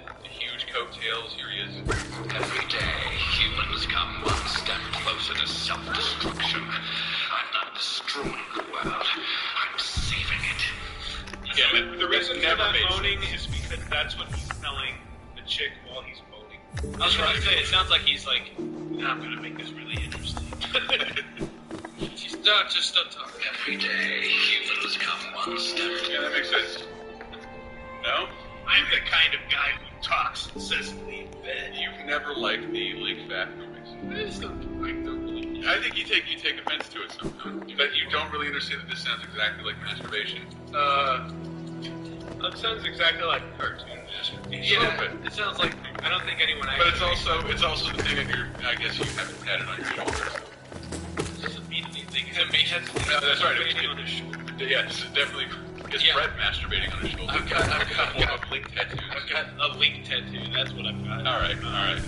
So Wesker's, yeah, number 6 is Hitler. Hitler, nice. Which is kind of cheating because Hitler's a real world villain did actually die and was set on fire. Was that, is that fact? Hitler's just completely dead in a ditch, or Yeah. ashes went to, Yeah. I've never heard that part of it. His ashes went where? I think they were like put in a little box and hidden in like archives somewhere in Moscow and like kept a secret. Because I read about this like years ago because I was curious, like, where's Hitler buried? And I looked it up, and yeah, In our hearts, as it turns out. yeah, this whole sordid story. Part of the thing was that at the end of World War II, the Allies were split on whether or not we should publicize Hitler's death. The Americans thought, yeah, we should definitely publicize it so that, you know, his remaining followers lose any hope, and they all give up. And the Russians were like, no, we should keep it a secret because then he'll be a martyr. We need the enemy. Yeah, and Yeah, so well, problem. and so the Russians were Your like, problem. let's spirit away his remains, and it'll be like he never died. Oh, well. Oh, keyboard cat playing us off Hitler backstory. Why is he on this list? But, well, he's on this list because he's in a shit ton of video games. Really? Yet still manages to continue being in a shit ton of video games despite being gruesomely killed in Wolfenstein 3D. Again, in its sequel, Sphere of Destiny. Before that, in Bionic Commando. And again, in Bionic Commando Rearmed. And he's shown up in like a bunch of Japanese RPGs, which is kind of I had never seen that. That was just the greasy, yeah. slick Hitler from, what was the game? Persona 2. Persona 2. Innocence. Someone pointed out, taken from Operation Darkness, someone in the comments said the swastika is wrong. It's not a swastika. It's like, for some reason, the developer didn't want to show a swastika, probably because you can't show swastikas in Germany, and I don't know. Maybe they thought it was in bad taste, but didn't have a problem showing the guy who popularized the swastika. Yeah, exactly. Who ruined the swastika, which was a peaceful image, so it was a fucking hoarding shit. And it's still, new. Yeah. And then I saw the Persona clip, and they're fighting on a floor tiled with swastikas. Yep. Fighting Hitler. I I didn't have a problem with it. Wolfenstein's probably his most famous because Mecha Hitler, which, goddamn, you want to talk propaganda, that would have been awesome back in the late 40s. But Our great leader's head has been put onto a tank. yes, with 4 chain guns. Oh, what? The last bit of me winning. I have no idea what sound that is, but it is at the end of the clip I pulled. It sounds like a DJ playing. It's kind of weird that it does look like it's Hitler's head in the jar, but no, it's actually Hitler in a suit. Yeah, that would be silly. Who said that? He comes out, and he's all super beefy and carrying 2 chain guns, just like the real Hitler would. And making strange noises. Was he hurt there? I haven't played the game in a while. That's actually just a normal Nazi. That actually, no one's surprised. No, it is. I know the death sounds of Wolfenstein very well. No, this is how Hitler dies. Sounded like him noisy. It sounded like someone blowing bubbles in a milkshake. and war over. Huge sequel. So, but to be fair, Mr. Dalt dies in games that are not part of the same universe. Yeah. Which is why I was arguing he should be in the list. And he also persists in games that are World War II. Whether you actually fight him or not, he's there. He's on the periphery. Yeah. He is the bad guy. And he's a world-class supervillain. Alright. Number 5 is Shang Tsung. Shang Tsung, who can turn into whatever he wants. Yeah, apparently has an island. Arrogant fool. I am Shang Tsung, and this is my island. Fight! What is that from? MK vs. DC, baby. Wow. The million seller. Yeah. Really? Did it make it? I think it did. I thought I just read a story not that long ago. I personally hate Mortal Kombat, but I don't want to see it go away. And good for Mortal Kombat. Yes, MK versus DC, I believe, is sold 1.9 million copies. It's 2 million. Midway is in debt. Anyway, yeah, Shang Tsung is a villain. the thing is, I'm trying to look up on. She's ridiculous. Hysterical. I swear it changed in every single game. And then Shaolin Monks came out and like they completely retconned everything I thought I knew about it. And it just got ridiculous. And so like, according to Wikipedia, Shang Tsung has only officially died once. At the end of the first game. That's how he died at the end of the first game. And originally, Shao Kahn gives him a new body. That's why he's not an old geezer in number 2, because he gets his stupid spandex. What I read was that like Shao Kahn just gives him his youth back. So I guess the thing is, you kill him over and over again in the games themselves. I have 3 pictures of him dying in 3 separate games. And Sub-Zero plugged out his entire skeleton in his back. And he was supposed to be finally dead in Mortal Kombat 4, if I remember right, because he wasn't even in the game. He was like the only one who's not. I was gonna say, that game is literally triangle versus triangle. Even back in like 96 or whenever that came out, 97, I was like, this looks fucking terrible. It is a visual abortion. Has somehow come to full term. Quarters and it was released. Yeah. And then they gave us War Gods. War Gods came first. It did come first. War Gods. And it looked somehow better. Yeah. Anybody interested in starting a metal band called War Gods? War Gods? No. Alright. You know what? I can keep working at. We'll keep on going. Alright. Into number, what's this? We're done with Toussaint? More on the outcast villain, the number guy. It's Kane. Kane from Command & Conquer. Never played it. How about you, Brett? I've never played it. I've played Command & Conquer.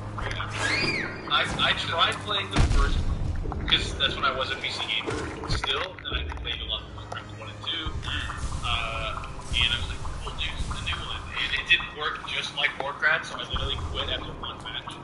I was like, what is the goal of my stupid game? And then quit. Which I shouldn't have done. I got into Command & Conquer. This was just completely confused. But it's like, so wait, there's one storyline here? I love all the pictures in the article of Kane's bald guy with the there.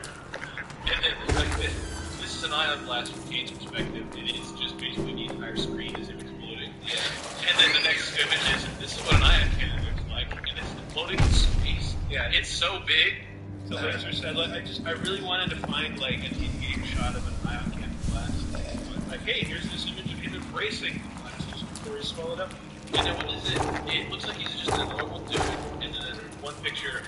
Hi, I'm Half Terminator. He's got like a metal skull. Yeah, he got like a bunch of burns from the ion cannon, and so he had to wear a faceplate. Yeah, so like all it did was a building-sized explosion, and I just walked away with Kano face.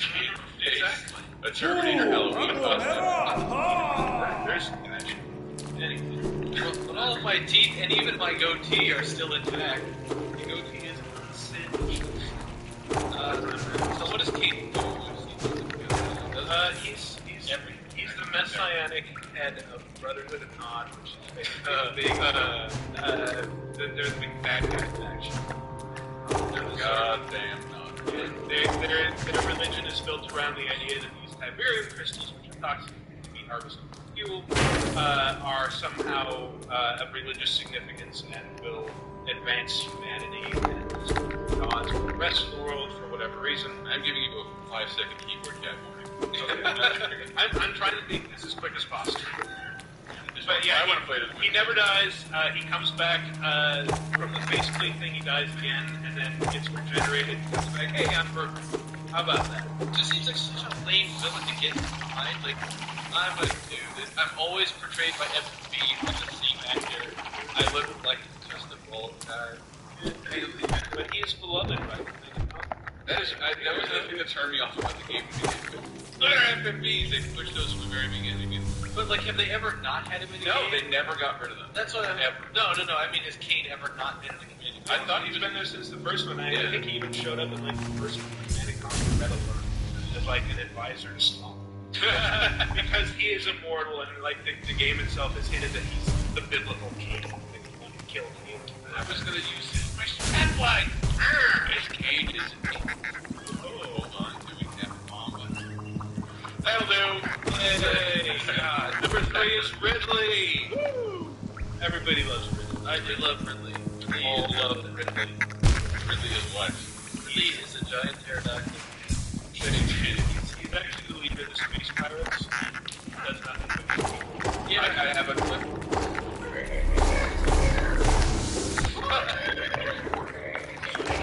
Wow, is that not him?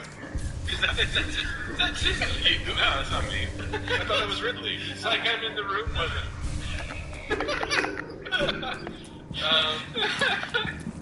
Yeah, it's funny, the first Metroid, he's like the same size as Samus. He's just a perfect thing.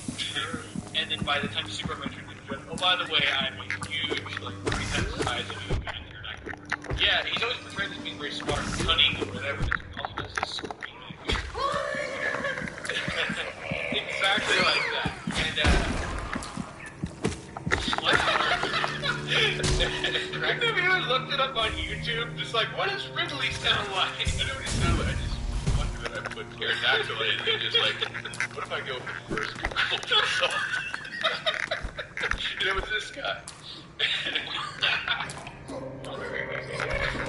Wait, just tell you. No, I thought it was. It's on the entire album of like human animal. So, because we know what a pterodactyl would sound like. Do you want to do a better pterodactyl? Nice. Better actually with that. Yeah, that was pretty good. And he comes back, he dies in the first game because he missiles, not in the second and third one. And we assume he gets annihilated when the whole planet ends up detonating. And then 2 he's not in. 3, Super Metroid, at the very beginning he's kind of like portrayed as the main villain. You kill him again later in the game, and he's dead, and then he shows up again. And now he's covered in like metal. He's covered in metal plating. Oh, it might have been Zero Mission. All right. No, in the Prime games he comes back and he's just covered in shit. It's like it's one of those games where he is clearly dying every time. Oh, what do we got? Comes back and it's like we only got 8 seconds to talk about it. The cat. Number 2 is Ganon. Let's move on quick. Moving on. Modify clips. Ganon. What talk? What are you gonna have? Which one? Which game did you showed a picture of one? Wind Waker. Wind Waker. This is from Wind Waker. Oh, shut up. Wow, that is from Wind Waker. That's right, Wind Waker. I hope you guys all know. Wow. Jesus. Ooh. Did it come from the same side as Pterodactyl? No. Well, this is from Twilight Princess.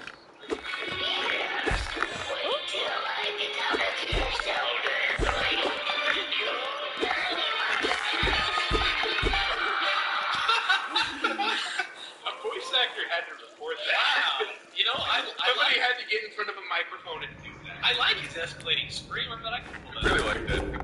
The swelling video. That's why I thought it made Twilight Princess such a great game. That's like from the cartoon. No. What else? The last one I have is from Majora's I Mask. don't remember having that. Majora's Mask?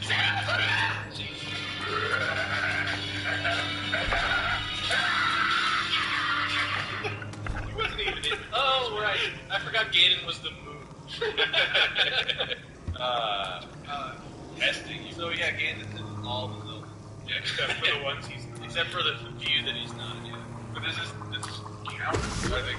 It's all Multiple universes. No, they are all supposed to be the same universe. The idea is that Link and Zelda are always, unless it's a direct sequel, Unstuck in Time?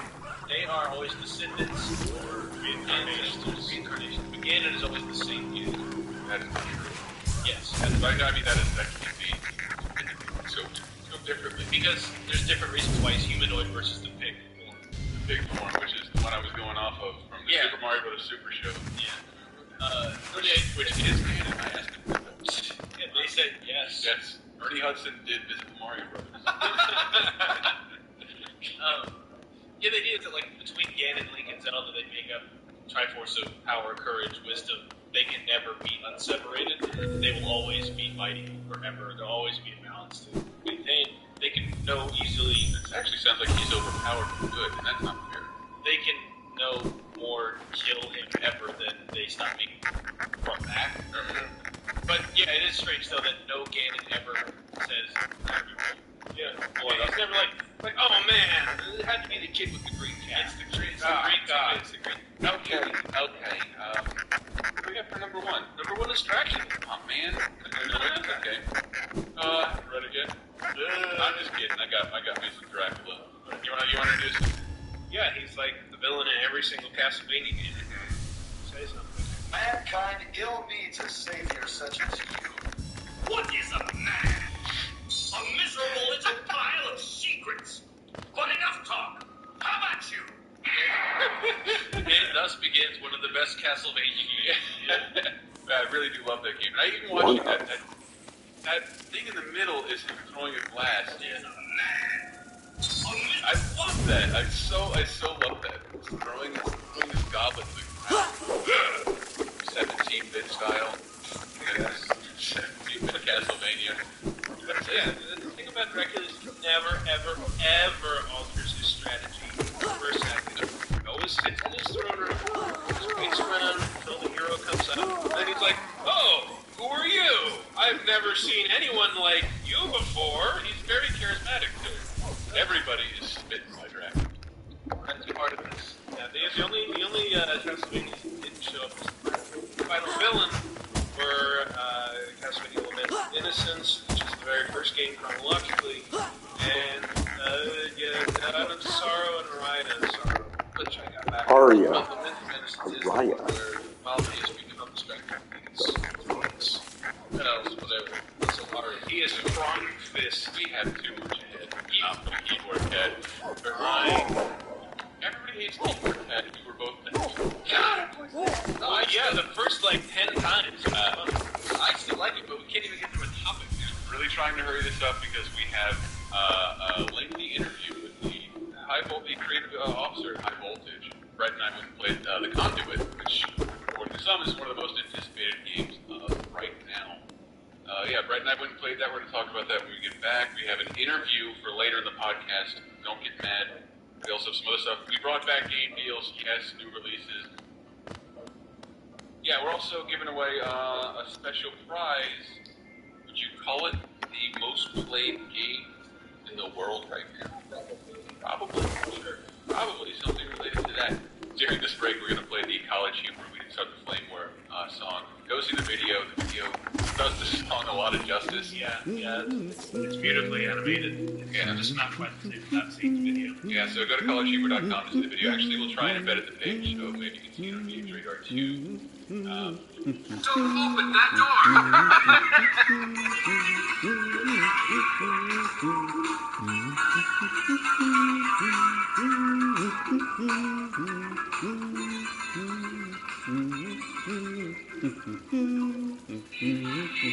Everybody, it's Ted DiBiase, the $1 Million Man, and you're listening to Talk Radar on GagsRadar.com.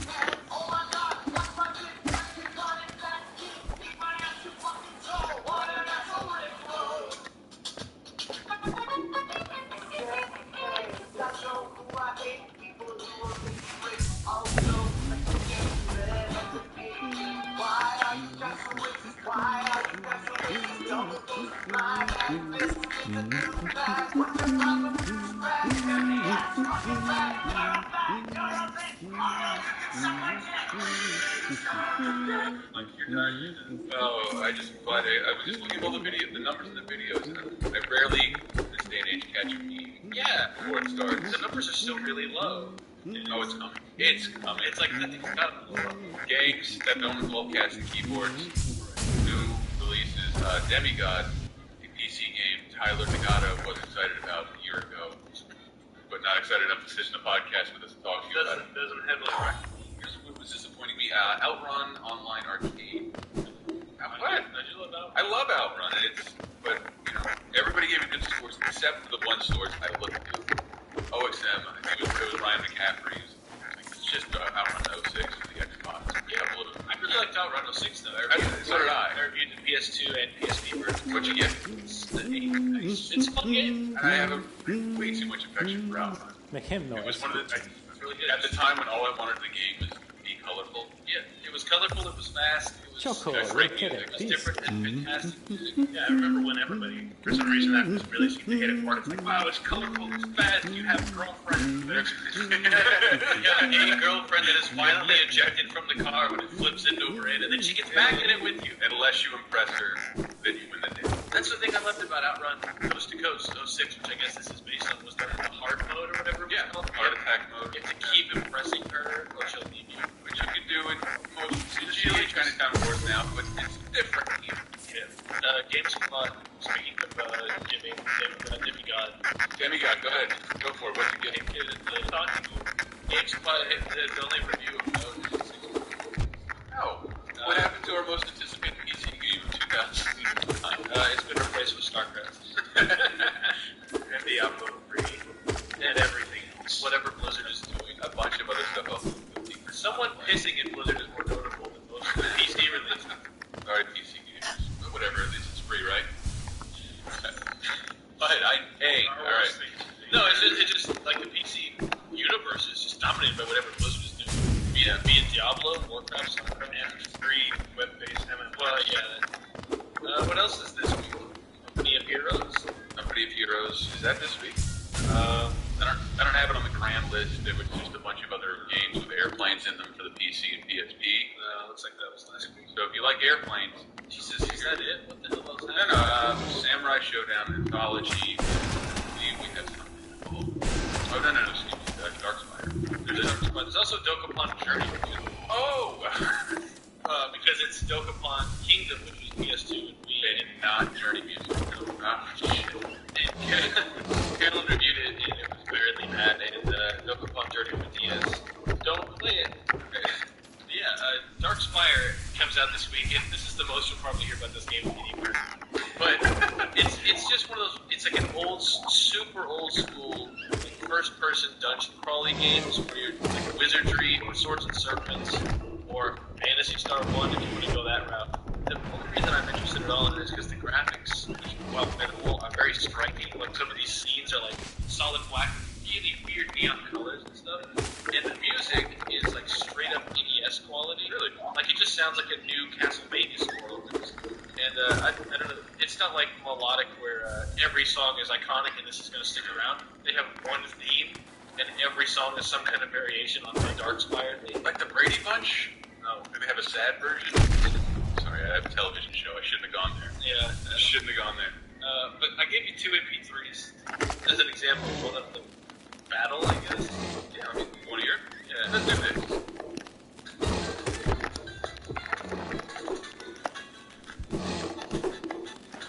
I don't know. It just sounds like very Castlevania. Yeah, it sounds Castlevania, and it adds more as each loop goes by. They add more beats, and but then there's some slower stuff. I don't know. It just sounds really good.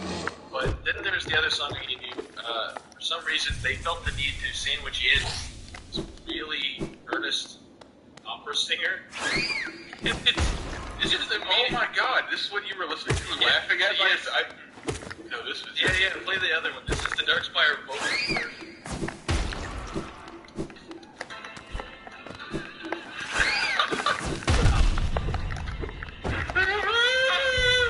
Wait. Here we go.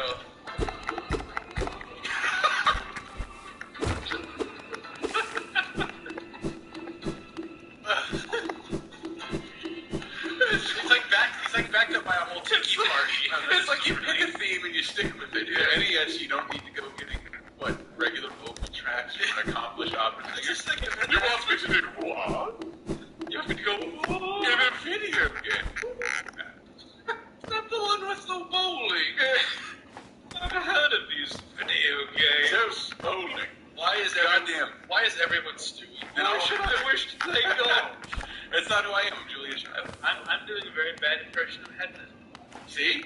Oh, yes. But no, bowling was a good segue into the dumb-ass Wii feature I have going on. Becoming in trouble. That I have going up today. Yes. But the point was, we couldn't think of a proper name for it, but it's basically my thesis statement is that we came up with 4 things. We being WII. WII came up with 4 game types, game modes, and have reused them over and over ever since. Yeah. So if I can find one thing that only the Wii does, 7 other games do that, and we're going to highlight that for you. So what that sent me on is like Animal Doctrine. Yeah. I don't recall any kind of vet game before this generation. Fish staring. The games that are just solely about looking at fish. Fish staring. Stuff like head dressing. Head dressing. My favorite is horse hosing. Horse hosing. Because there is no shortage of actual screens of multiple games. That sounds like something that would be illegal to look at. It looks mean. It looks like the horse is coming to prison and they're about to hit him with delousing powder. He's always in a dank room getting hit with a fire hose. But That's the only hose that horses have. this civil rights show, Michael. It sent me on a search, like the Pets games. I'm like, I know these games exist. Where can I find information on them? They didn't send the assets to us, game sites, because they know either we won't cover them or we won't cover them favorably, right? So I go to their official website. There's been like 30 pet games. They bury the information of the latest pet games. So they don't want anybody to actually read. Well, I think it's because it's pretty high up on the Google ranking, actually, which is rare. The official site, no one else gives a shit, right? And they don't want to have confusion in the marketplace, oh, there's 17 dog games. No, we want you to buy this dog game, which I believe is called, what's the new dog game? Dog Pack and Sports Dog. That is from Ubisoft. But what that basically meant is I ended up in a lot of terrible press websites completely broken. Hey, Zoo Games, didn't you come out with M&M Adventures? That was last week. This week we have M&M's Beach Party. We threw everything out. Like, all the screens are broken. Well, what was the game you were looking for? Like, I want a screenshot of this girl dressing up. You have to click on virtual town. It's imagine you have to go to a town and click on a house and ask for permission to buy games. Well, it was like, do you want to? It was like Someone talks to you and there's like this. It's a new game about being a fashion guru, and then there's all these questions. Would you like me to detail list of the game? Would you like to see screenshots? Yeah. It's like 8 clicks into the site where you can see a screenshot of the game that they're trying to sell. It's all Flash, but the URL is all the same. I can't possibly link you to it. And the screenshots show up about the size of something funny. Like a GBA screen. Like a GBA screen. So I'm like, well, clearly you did this so none of us can take them. So print screen and large. There you go. Now it looks even worse. You screwed yourself. But what I was trying to get at is that all sites are broken. One thing you have to endure is every one of these sites is awful, awful family-friendly music that you cannot turn off. And here's the Pets song.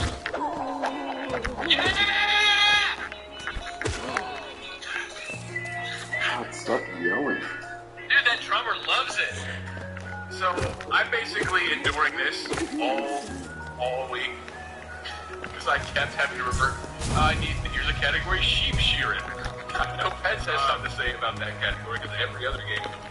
But the best one was all the sites are complete utter disrepair, like practically abandoned, cobwebs. The Active Life Outdoor Challenge website. Name has changed multiple times. It's supposed to be a franchise. Maybe it was my browser. I was using Firefox with everything else open. This is how their song came through.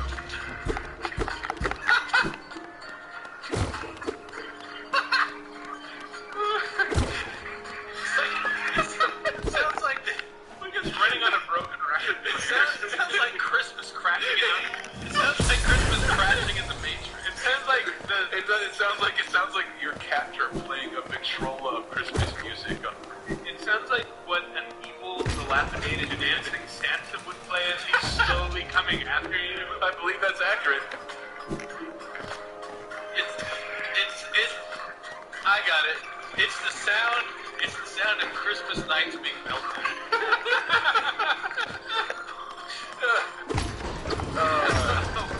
You know what it's the sound of? I can't help but associate that. This is the sound of actually making out with Santa Claus, who happens to resemble a close relative. Keyboard cat! Keyboard cat can compete with this powerful juju. Alright. Thank you, Keyboard cat. Thank you for ending that. In the news. I only had one thing. I didn't want to spend a lot of time on it, but we mentioned it here before, the idea that, like, why hasn't Nintendo had a price drop? Like, why that system is still full price? And Nintendo, That's awesome. It's on edge. That the headline is Nintendo concedes Wii troubles in Japan. For five weeks in a row, 6 weeks in a row, Wii is like dropping rapidly in Japan. It's being outsold by the PS3, and I don't know if they mean 362. That's very No offense to Nintendo, but about yeah, it's really surprising it took this long, honestly. Like, there are some good games for it, but not enough that gamers are going to keep buying it every week. Like, there's so few far between, and Wii has been kind of a runaway success up to this point, and this is the first instance of, and Nintendo's admitting, like, the quote is, it is in a, quote, unhealthy condition. Yes.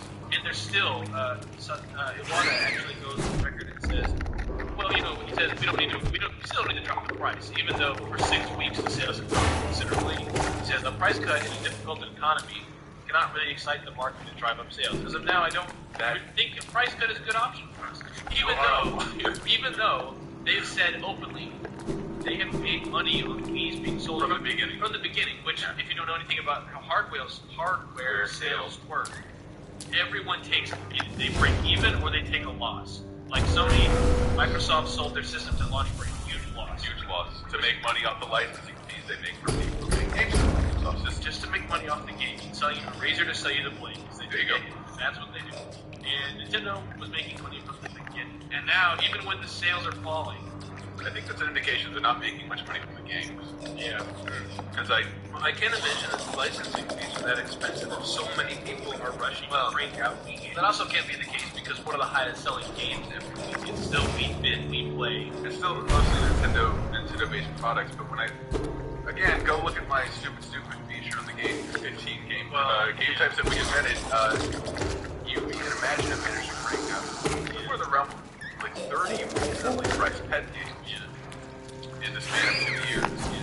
It made me think You've had one Mario. Yeah, that one pretty good Mario. Yeah. Which is good. I don't want a Mario game every fucking year. either. I want one like every 3. What if it was an awesome Mario? I wish they would because Insomniac put out Ratchet and Clanks every year for a while. Yeah. Every year they do, and I think they haven't. The quality hasn't fallen at my interest level. I know it's on an annual basis. The problem is though they don't make a lot of money. Usually every Mario game has something about it that's okay. This one's a jetpack. This one's you're in space. But what it led me to think was, let's say this is we're entering Steve's radar hypothesis land. I don't know. Hey, now we're in hypothesis. There you go. I'm thinking, let's say that the sales keep falling. He kind of loses the luster, just stops making the headlines. Like, oh, and there's a new commercial now with fucking Beyonce in it playing Rhythm Heaven. Now I have to get it. Which is a fun thing.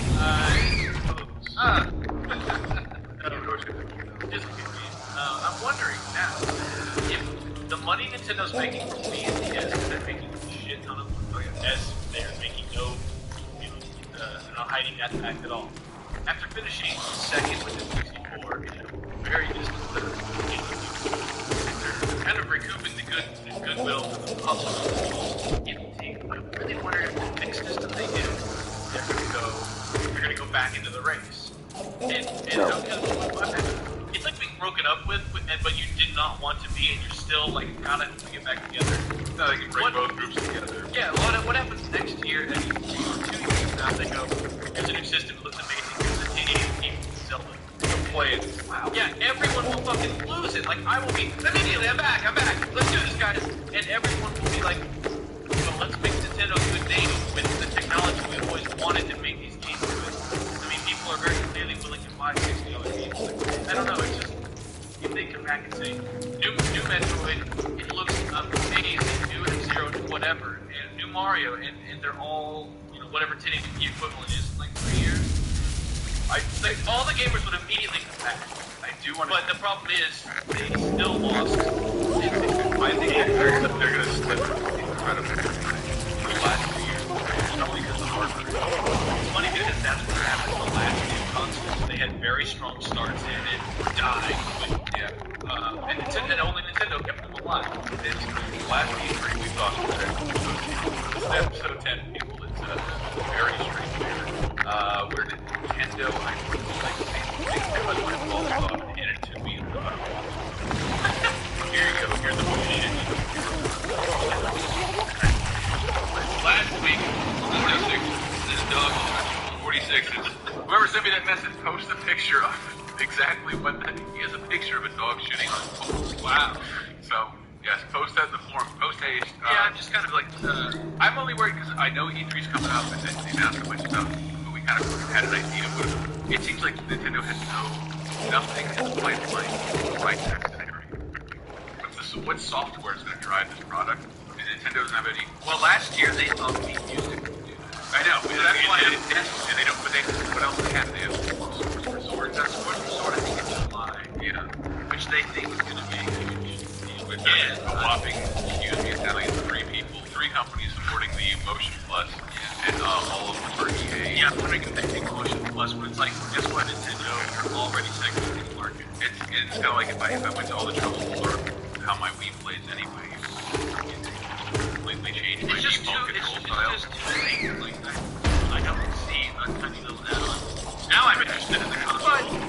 but we had a little thing dropped in our lap the other day. I really got a kick out of the Conduit, man. Yeah, we went and played the Conduit, which is like one of the most looking forward to games for the Wii right now. According to VG Charts, it was last week the number one anticipated game. It's an FPS, it's sci-fi, Washington DC's over on the Alien kind of thing, and they are High Voltage developers, published by Sega. They're really trying. Like they made it a point. Like all along to say, we're going to give you 360 level visuals. We're going to give you gameplay that is not top down. We'll give you a shooter experience that is the best on the console bar none. And we actually got to say last night. We're supposed to be a multiplayer event. They had a lot of server issues, but Chris and I were there. We cut together an interview with the guy there. You're going to hear it in the next break. Yeah, the next break, one of the breaks will be the interview. Should we repeat that idea? We may not do it again, but I really want to. I genuinely want to hear like you guys are insane. Like nobody else, everybody else has abandoned this. Yeah. It's considers making a core game on the Wii, but immediately unprofitable. And I asked because I know we only got sales reports for Mad World and House of the Dead Overkill for the UK. It's dismally, but then all sales compared to what they do here looks dismal. Right, I didn't just hear people, so I don't know. Fast and Furious made $100 million. It made 3 in the UK. It was a roaring success. A rollicking good time. I'm sorry, I just remembered where I went down. I meant to ask him about Magna Cum Loud. Chocolate factory. Oh my god, are you serious? I told you, I looked them up, and I reviewed that for PSN. I looked them up. The worst game I played. Their highest rated game in this decade is an 85 from All-Star Baseball. Whatever, but this is White Nintendo. their first game. I'll admit that. Maybe I do. America's Army True Soldier. I shell over that game. Yeah, it's weird. On one hand, you're like, wow, their track record High Voltage is not good. But it's maybe one of those things where they're never given a chance to make something. But I touched the game. It controls well. It does control it. It doesn't feel like the Wii didn't feel so much like a pointer, like kind of like you were aiming with a bat. Yeah, the reticle on screen was the tip of the bat, and the bat was also made of rubber and a little wobbly. Yeah, it's the kind of game that had this been a launch game, it would have been amazing. You would have had people interested in the system for 6 more months. Yeah. It looks unbelievably pretty, and I hate to say on just because the console is on, but it's still very pretty. It's an airport level. We saw it's well designed. People complaining about the textures. I didn't notice. I thought some of the environments didn't look that great. I mean, it's that goddamn airport. Well, no, I mean the first level is kind of very sci-fi, but there were a lot of cool guns. There are definitely aspects of that game, the weapons, some of the lighting, where you're like, you know what, that does look like HD. That looks like that does look. The things that it looks so way better than what I've seen. The ACE, the all-seeing eye, the thing that like uncovered things in the room that are locked doors, that should reveal writing on the wall, that show you more of this weird fucking conspiracy. I thought that looked very pretty. And that's technical. I'm just afraid that those seemed to be everyone died in the same spot, and there was like your reference for that exact reason. I mean, it's Red Elf and I died in one spot. I handed the controller to him. He's a boy, and he died over and over. That was like he's like, what would you change about it?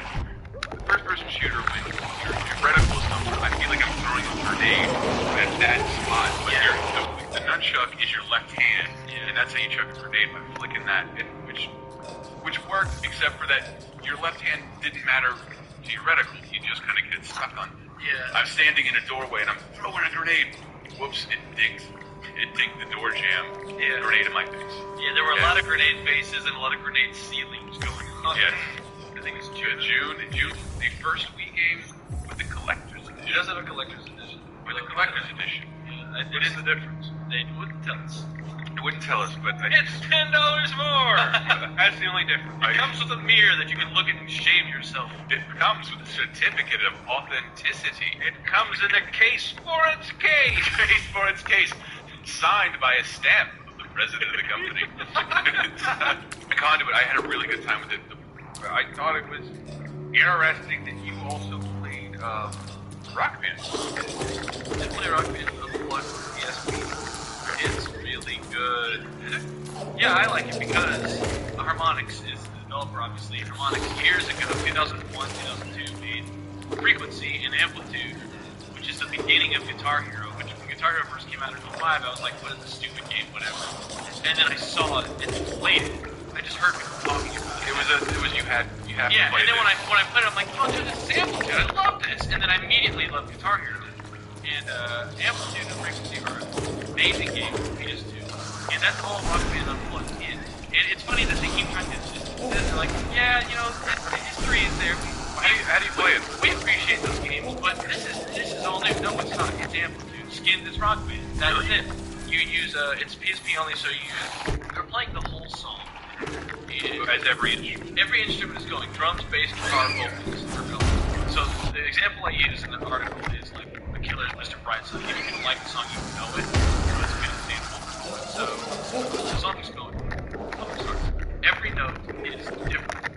The bass is one track. The vocals are one track. The drums are one track. Just like when you play a full band in Rock Band, you see everything going. The difference is you're playing it on R buttons. You cycle between each of the tracks, and you using the bass buttons, which there's only 4 notes. There's red, yellow, green, blue. There's no orange note. There's no pick pedal. Actually, I don't care. Those are always the things I have the most problems with. Yeah. Pick pedal on a PSP? Hey! Well, there's no button equivalent to that. So you're just pushing the buttons of all these notes.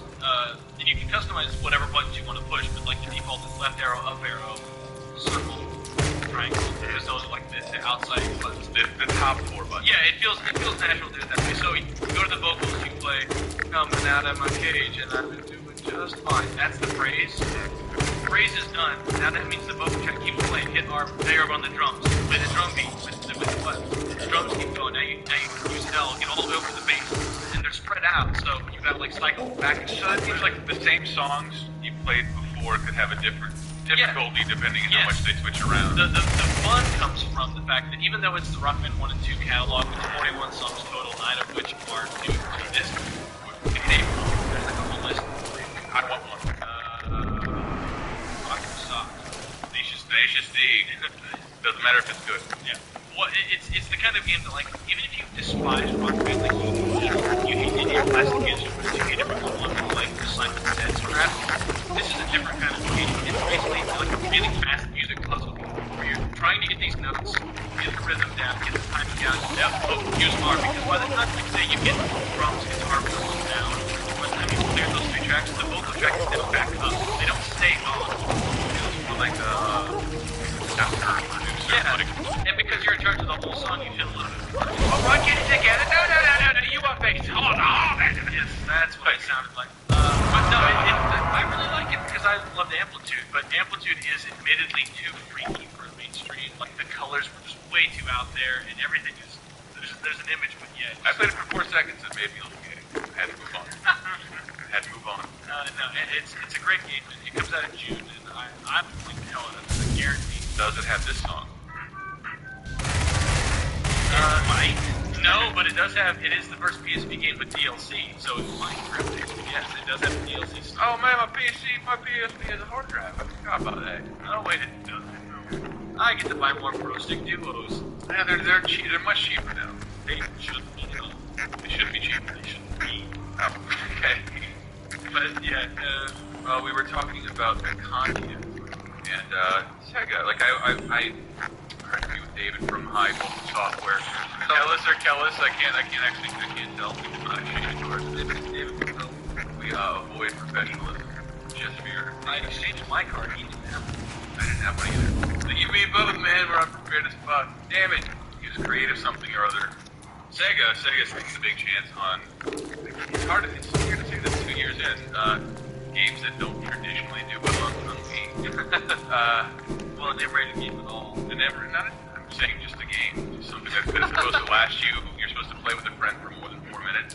Right? A game for someone who's been playing games for more, like pre-2005. Yeah. In this case, House of the Dead Overkill. House of the Dead Overkill.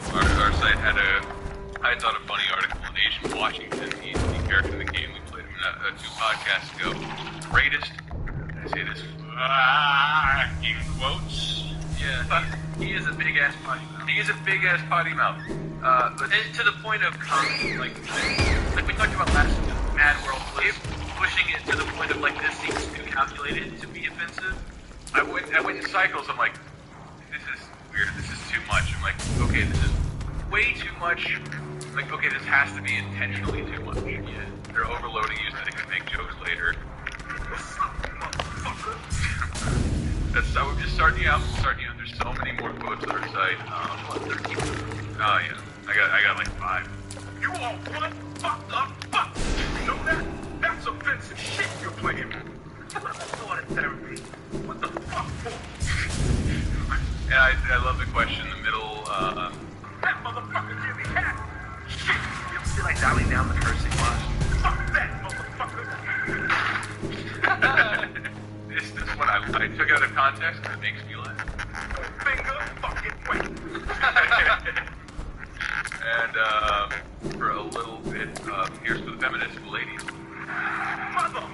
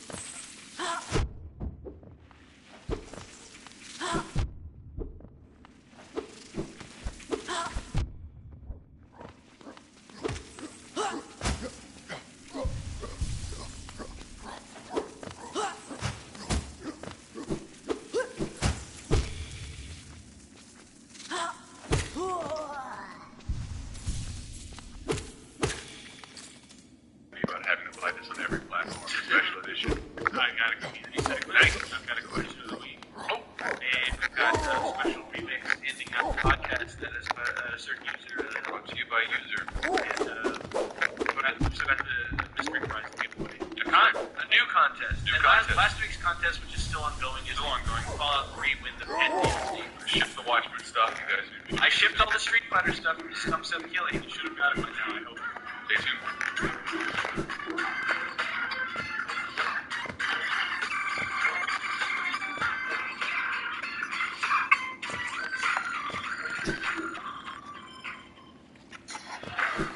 Hi, say hi, Brett.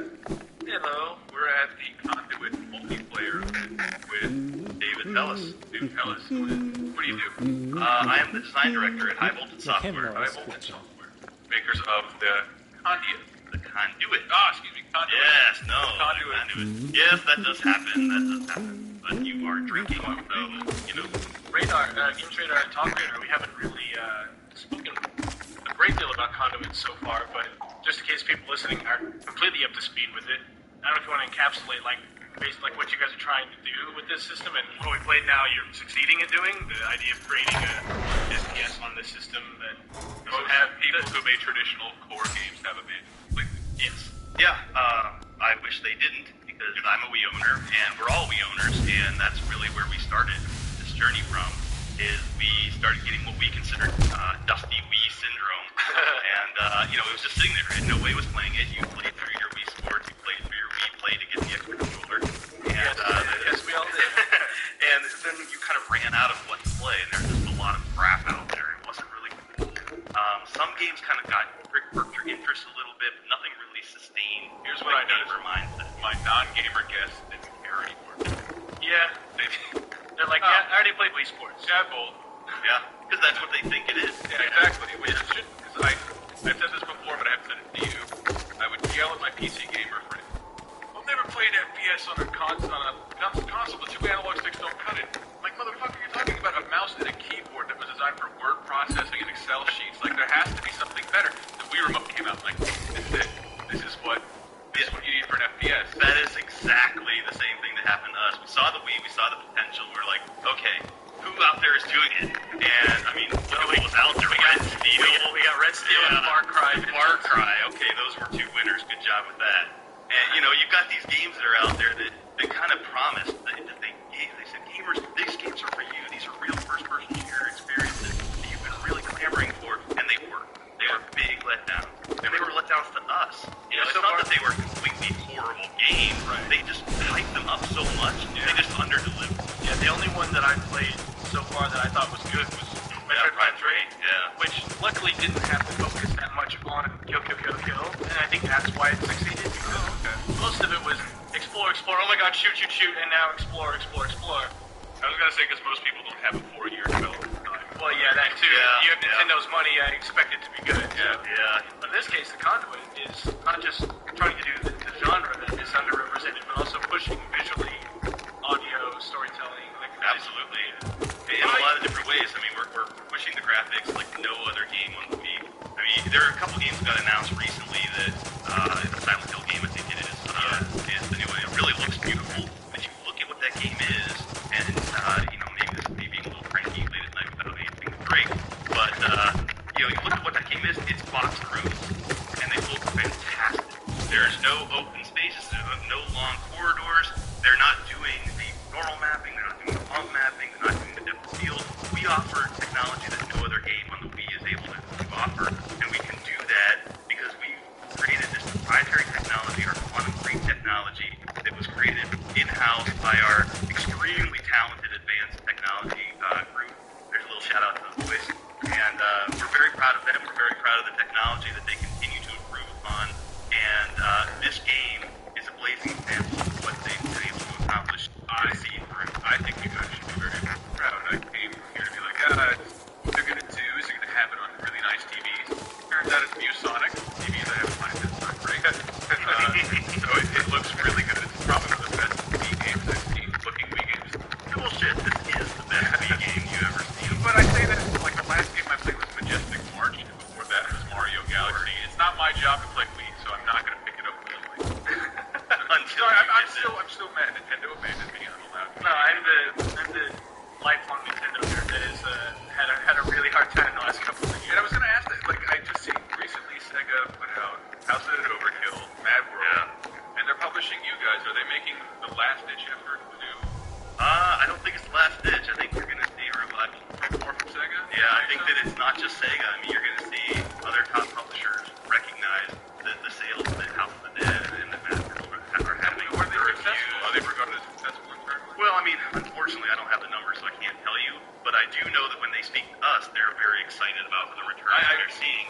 like both, by the way.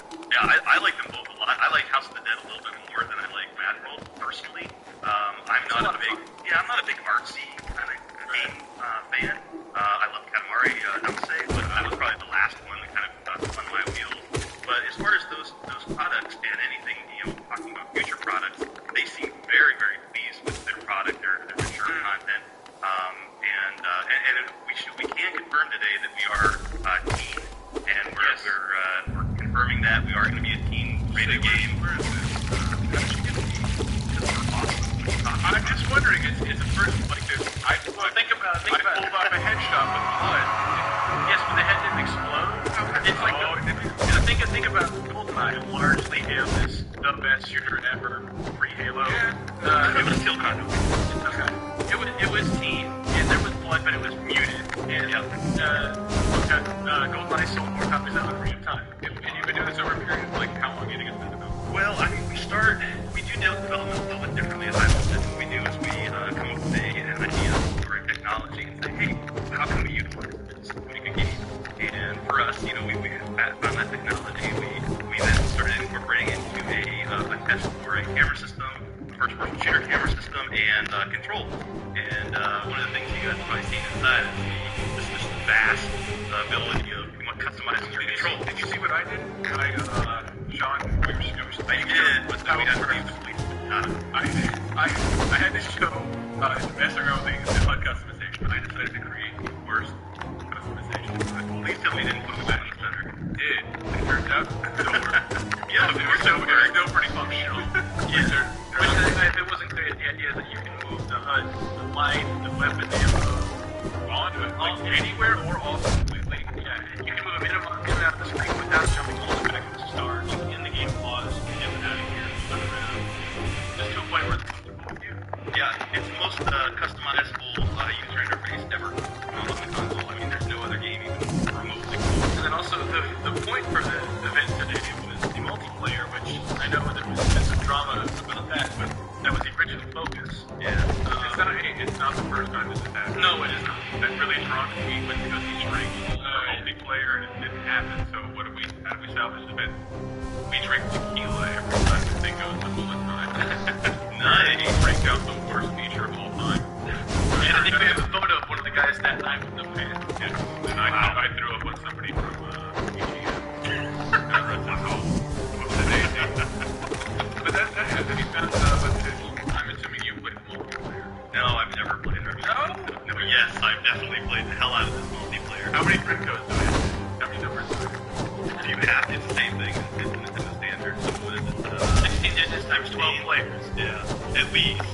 And, you can have it nearly limitless. I think you can still do like a just free-for-all. You can do free-for-all. You don't have to do the friend code. You just want to get on real quick and have some fun. You pop on, grab regional or local, or you can even do wide matches, right? If you want to play with some folks across the sea. And you can really just enjoy yourself pretty quickly and casually. Or if you get a clan or you have friends you want to play with constantly and every night you want to practice, you can do that. None of us even look. Can you clan up on the Wii? Well, technically, you cannot clan up, but utilizing the friend code system, utilizing your gamer tags, that kind of stuff, you can position yourselves to be a clan. Just if you want to do like a team objective or a team deathmatch, you can make sure that all of your friends are on your side of the team and then play against other people or other clans. And then we heard a little bit about the multiplayer was unique to Conduit, like it has typical deathmatch, capture the flag.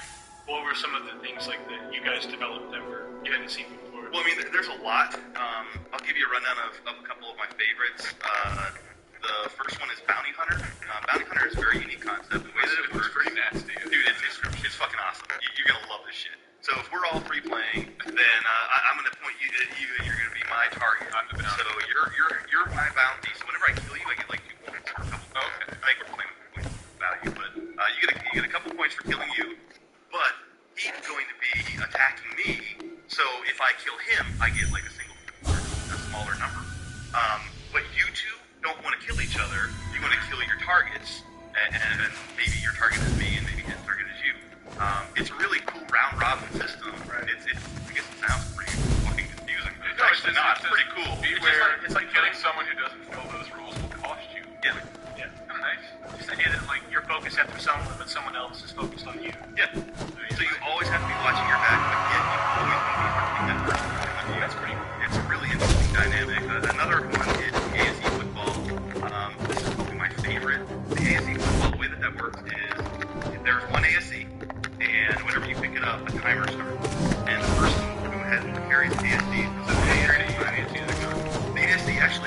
I should mention that.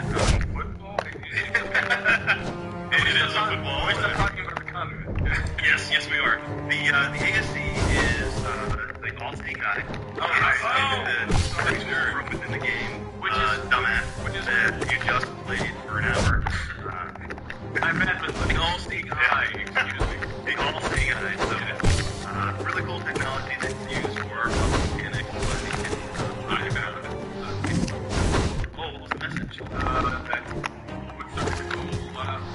Corrales. Yep. No. Corrales is worse than Roswell. It's more successful than More successful than Roswell. I don't know that. I don't even know what that means. Did you play? Was Roswell successful? You sure you were playing? I was trying to listen to the demo, but turns out everybody was doing an interview in both ears. Yeah, no, what you found there is an example of our hidden text. And what we do is we add this hidden text throughout the game to give players who want to delve into the conspiracy elements, which is really at the core of the story, an easy avenue to kind of solve riddles before they get revealed throughout the story.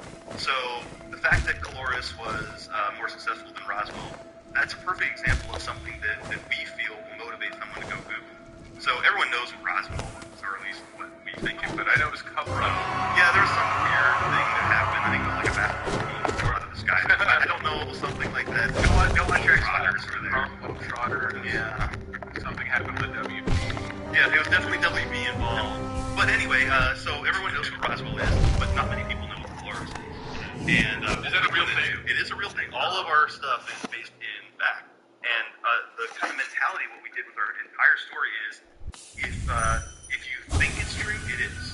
So every conspiracy that's pulled into our game, we make it true.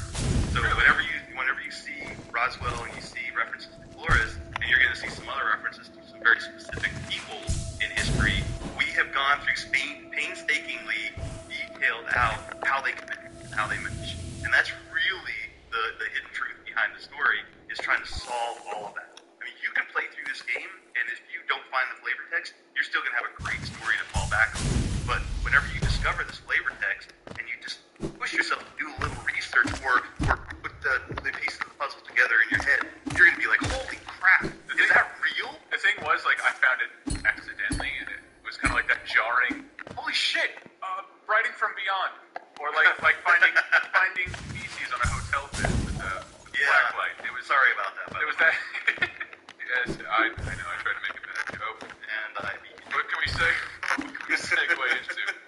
Well, that was the multiplayer stuff. So when are you guys going to be back for multiplayer? I hope we're back the first week of May. That's what it's sounding like. 12? Well, 12 players. We decided through through analyzing the system, the technical specs that the networking capabilities that Nintendo offers to their developers, and as well as trying to figure out, can we keep our high fidelity over graphics, make sure all of our VFX are pulled off in a really cool, interesting way, provide top frame rate. I mean, it never did below 30 in 12-player matches. We just made the decision that we needed to go to 12 to make the game the best it could be. Whenever we went to 16, we definitely had 16 up and running internal. But as soon as we started going through the Nintendo system, we found that there are choke points in there that we weren't expecting. So we immediately saw that we were getting lag. We immediately saw that we were getting frame rate hits.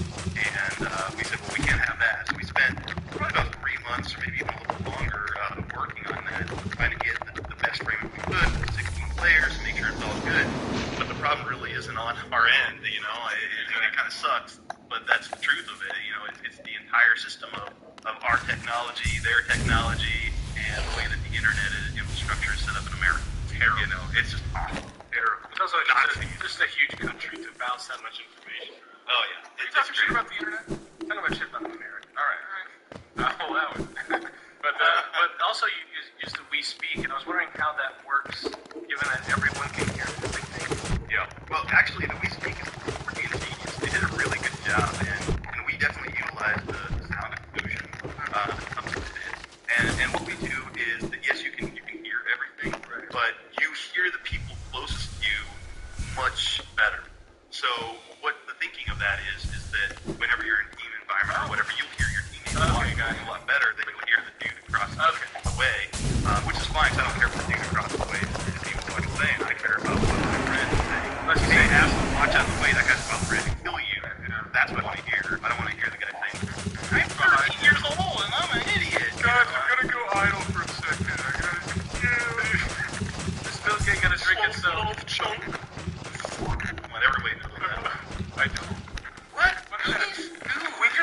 Peter. I got molested after it. It's a podcast story that goes way back Again, I'm really sorry. a week ago.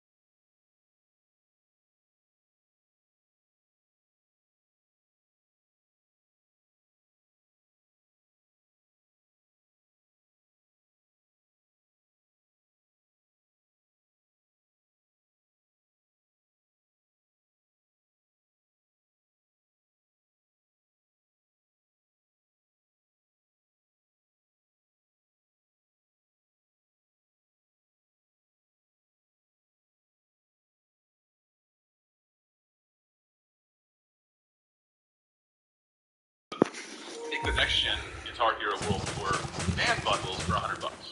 Not bad. The Rock Band 1 bundles aren't down to that. So what? That's like Aerosmith. It's $100 with guitar, 2 guitars. Guitar, drums. Oh, okay. Wow.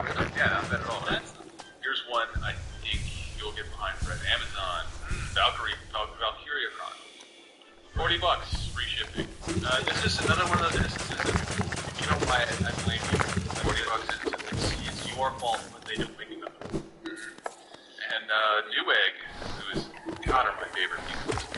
This is Michael turned around and like, Chronicles of Riddick Dark Data for $40. I just bought it for $60. Yeah, unfortunately, I had to take the last one. Hey, look at that. Microparts wins me in. But best of all, and I hope this is still going on or I'm going to look at your ass, Newegg's under $15 soon. All these games under $15. So remember I got a bundle of games in. I got Dark Sector, Simpsons, NBA Street Home Court, Haze, Lair for under $50. Nice. I got all of those games.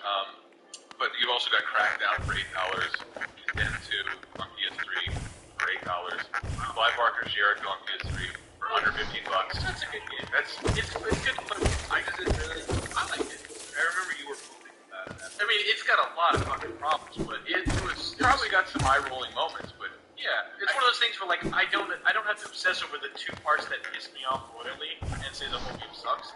it's fun. And it's also, I think, it's not even as a professional reviewer, but as someone who likes media and entertainment, you gotta play the media. You gotta play bad and know what's really good. Yeah, I never know what. I have no problem paying the Jericho's and Legendary so I can appreciate the kill zone. I also got Legendary from Amazon for $20. Going back to Newegg, under $15 sale.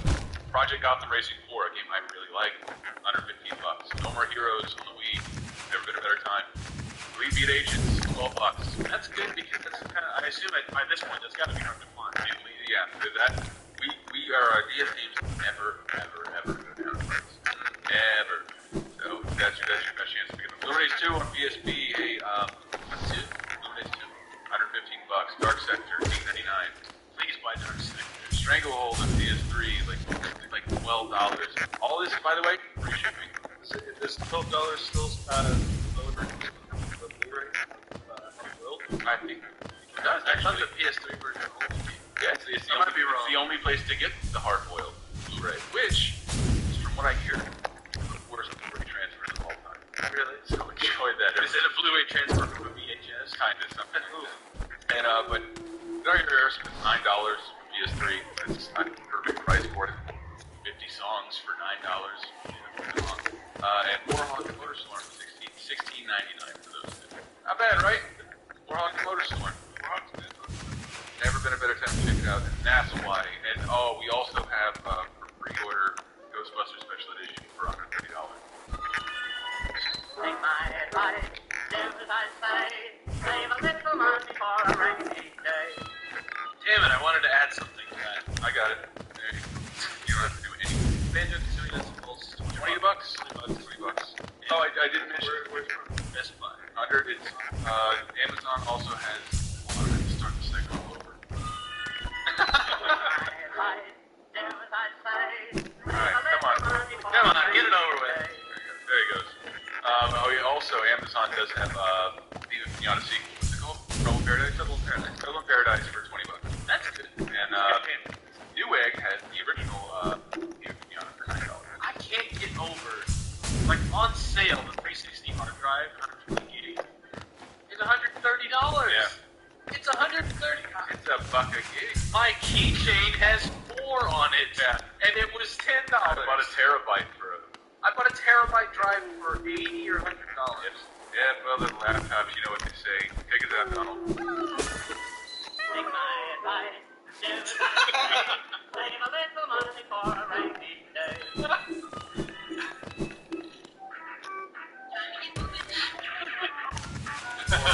It's 2 seconds, though. You never get it.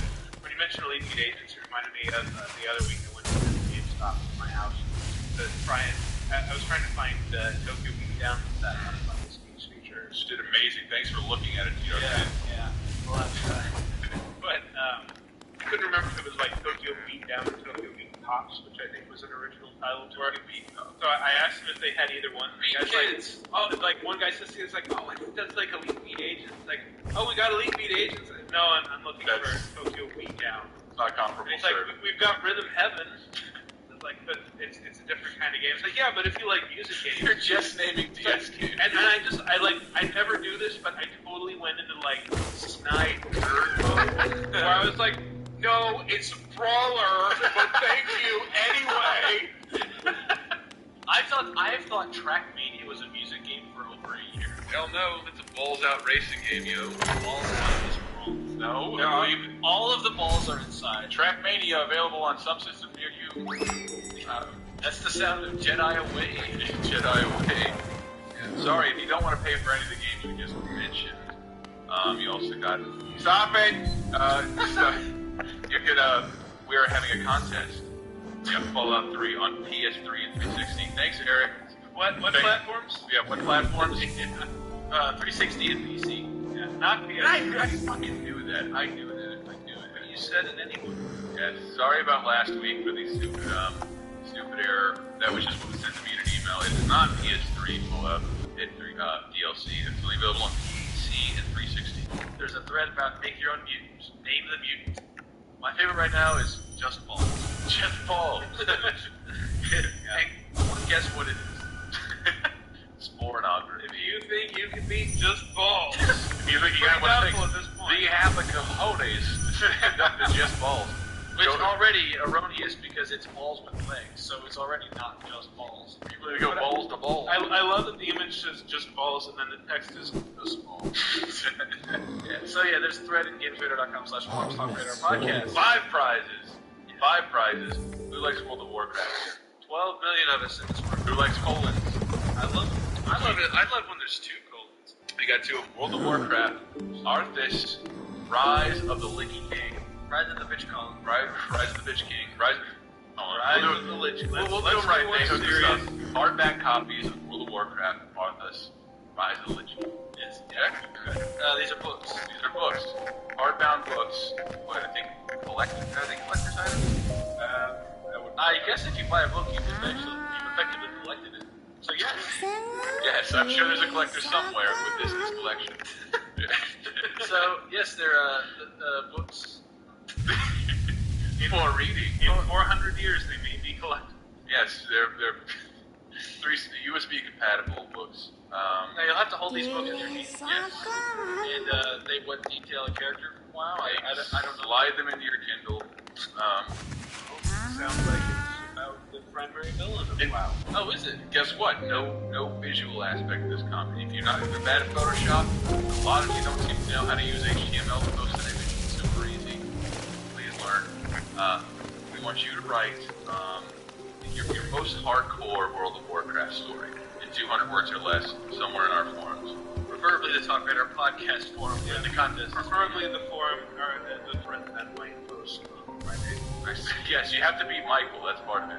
If Michael wins, he gets all 5 books. Oh, he's got one. He's got one of these stories. Yeah, but yeah, just any kind of like embarrassing. Yeah, I have one that was written by Chris. Did you go to when you went to that raid on Lava Mountain? You didn't even know. I don't think you know what you're talking I don't about. at all. But the point is, yeah, if you just like these are words that I've read. Yeah, I thought your guild wrote their own unicorns. No, not swinging axes. What am I I thinking played of? it for like weeks. Tyler. Who's the one with the glitter on his fist? Dan. It was Dan. It was Dan. Dan is a big WoW player. It's damn right. It's all his fault. Yeah, just relate your Oh, and I do have to plug the Maximum PC podcast because Dan Emmerich and Palswap with Ninja wrote another song. Was it Vista Drivers? But Maximum PC, they had planned for their April Fool's podcast. No, that would have been amazing. Vista Drivers, you went down so low. I'm the tiger. Oh shit. Something about him being clean. it's a parody of Survivor's Eye of the Tiger. Eye of the Tiger. And it's moving on. Oh yeah, the Maximum PC podcast meant to have an all-musical April Fool's edition of the podcast. Oh, like Dr. Horrible. They were not ready, and they posted their podcast. What was it? April 11th. not react kind. Because that was like, it's a shame. We did a podcast, it was all Banjo-Kazooie, Fox McCloud. Right. He's like, when did you post it? Oh, 11. Yeah, that's not good. People were kind of expecting a regular podcast. When you go into it, they wrote songs, like Veronica Belmont did the song. I thought it was really funny. But at the end, didn't ask us. I was going to write a song for sing to you. Maybe. I might have if I'd known. Sing whatever. Now I just feel like hurt.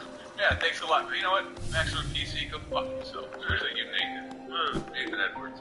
Warcraft contest. Be over 18 or have your parents consent thingy or something. Just don't get us fired. That's all you have to do. Just read the disclaimer. Like, you think I care if you're 18? Like, all we want to do is not get fired. Get your parents' permission or post the board. Not that big a deal. You want the prize necessarily. If you're playing Warcraft, odds are they don't care about what you would do. What is the retail value of these books? The retail value of these books are 25 smackaroos, Brent. 25 smackaroos. Is that 25 American smackaroos? 25 Canadian? That's actual currency. Hey, no, it's US dollars. George Washington. How many Subway footlongs is that even? Oh, Michael. I believe that's 5, not accounted for tax. We're giving away free Subway t-shirts here in the prize van. Hey, make it down to the Home Depot. You'll get your free Warcraft books. Free ashtray keychain. Give them away now. Hey, yeah, we're giving away free Warcraft Wii stickers. That's right, ruin your Wii. Ain't got a resale value. Post it over the disk drive. No one knows what the skin. Okay. Skin it for a game that isn't even on the system. Cat, keyboard. In case we don't say it, you're welcome.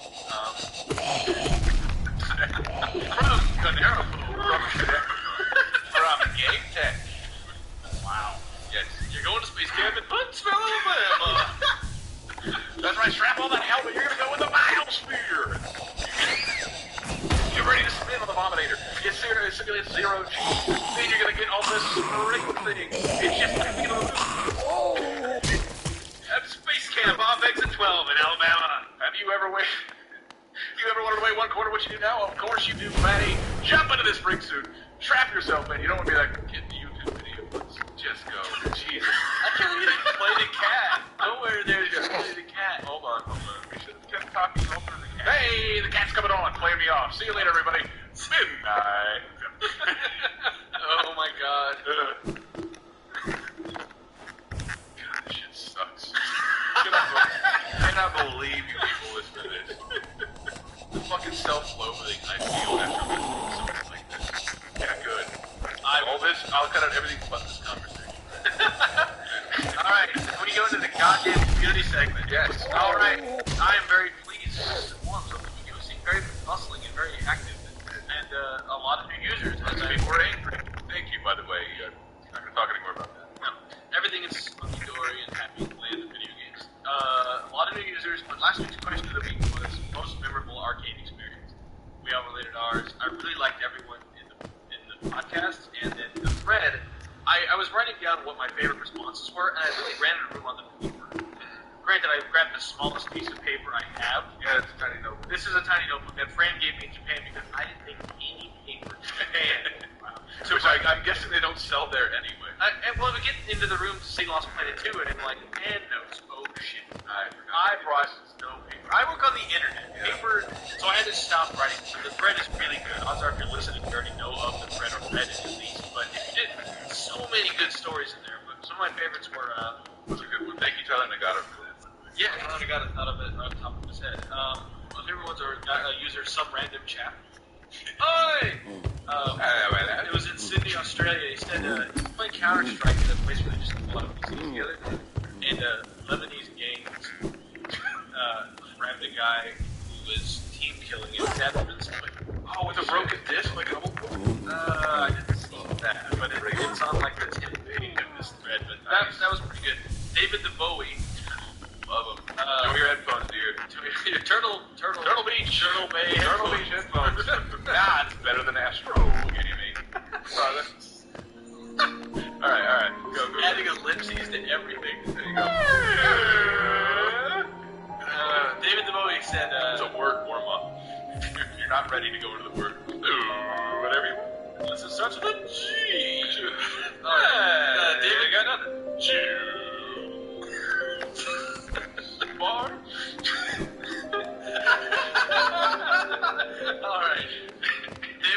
says he was playing in an arcade, and his grandpa saw that he was playing Ninja Gaiden in the arcade. Just weeks ago. It's completely different from the NES, from the Xbox ones. The most compelling arcade game. I've watched the intro over. And the game over screen is Ryu. If you're going straight Japanese. You're Seth Killian. It's the proper. Hey shit, Seth Killian. Where are my Street Fighters? It's the proper pronunciation. He's strapped down and a buzzsaw is coming out his chest.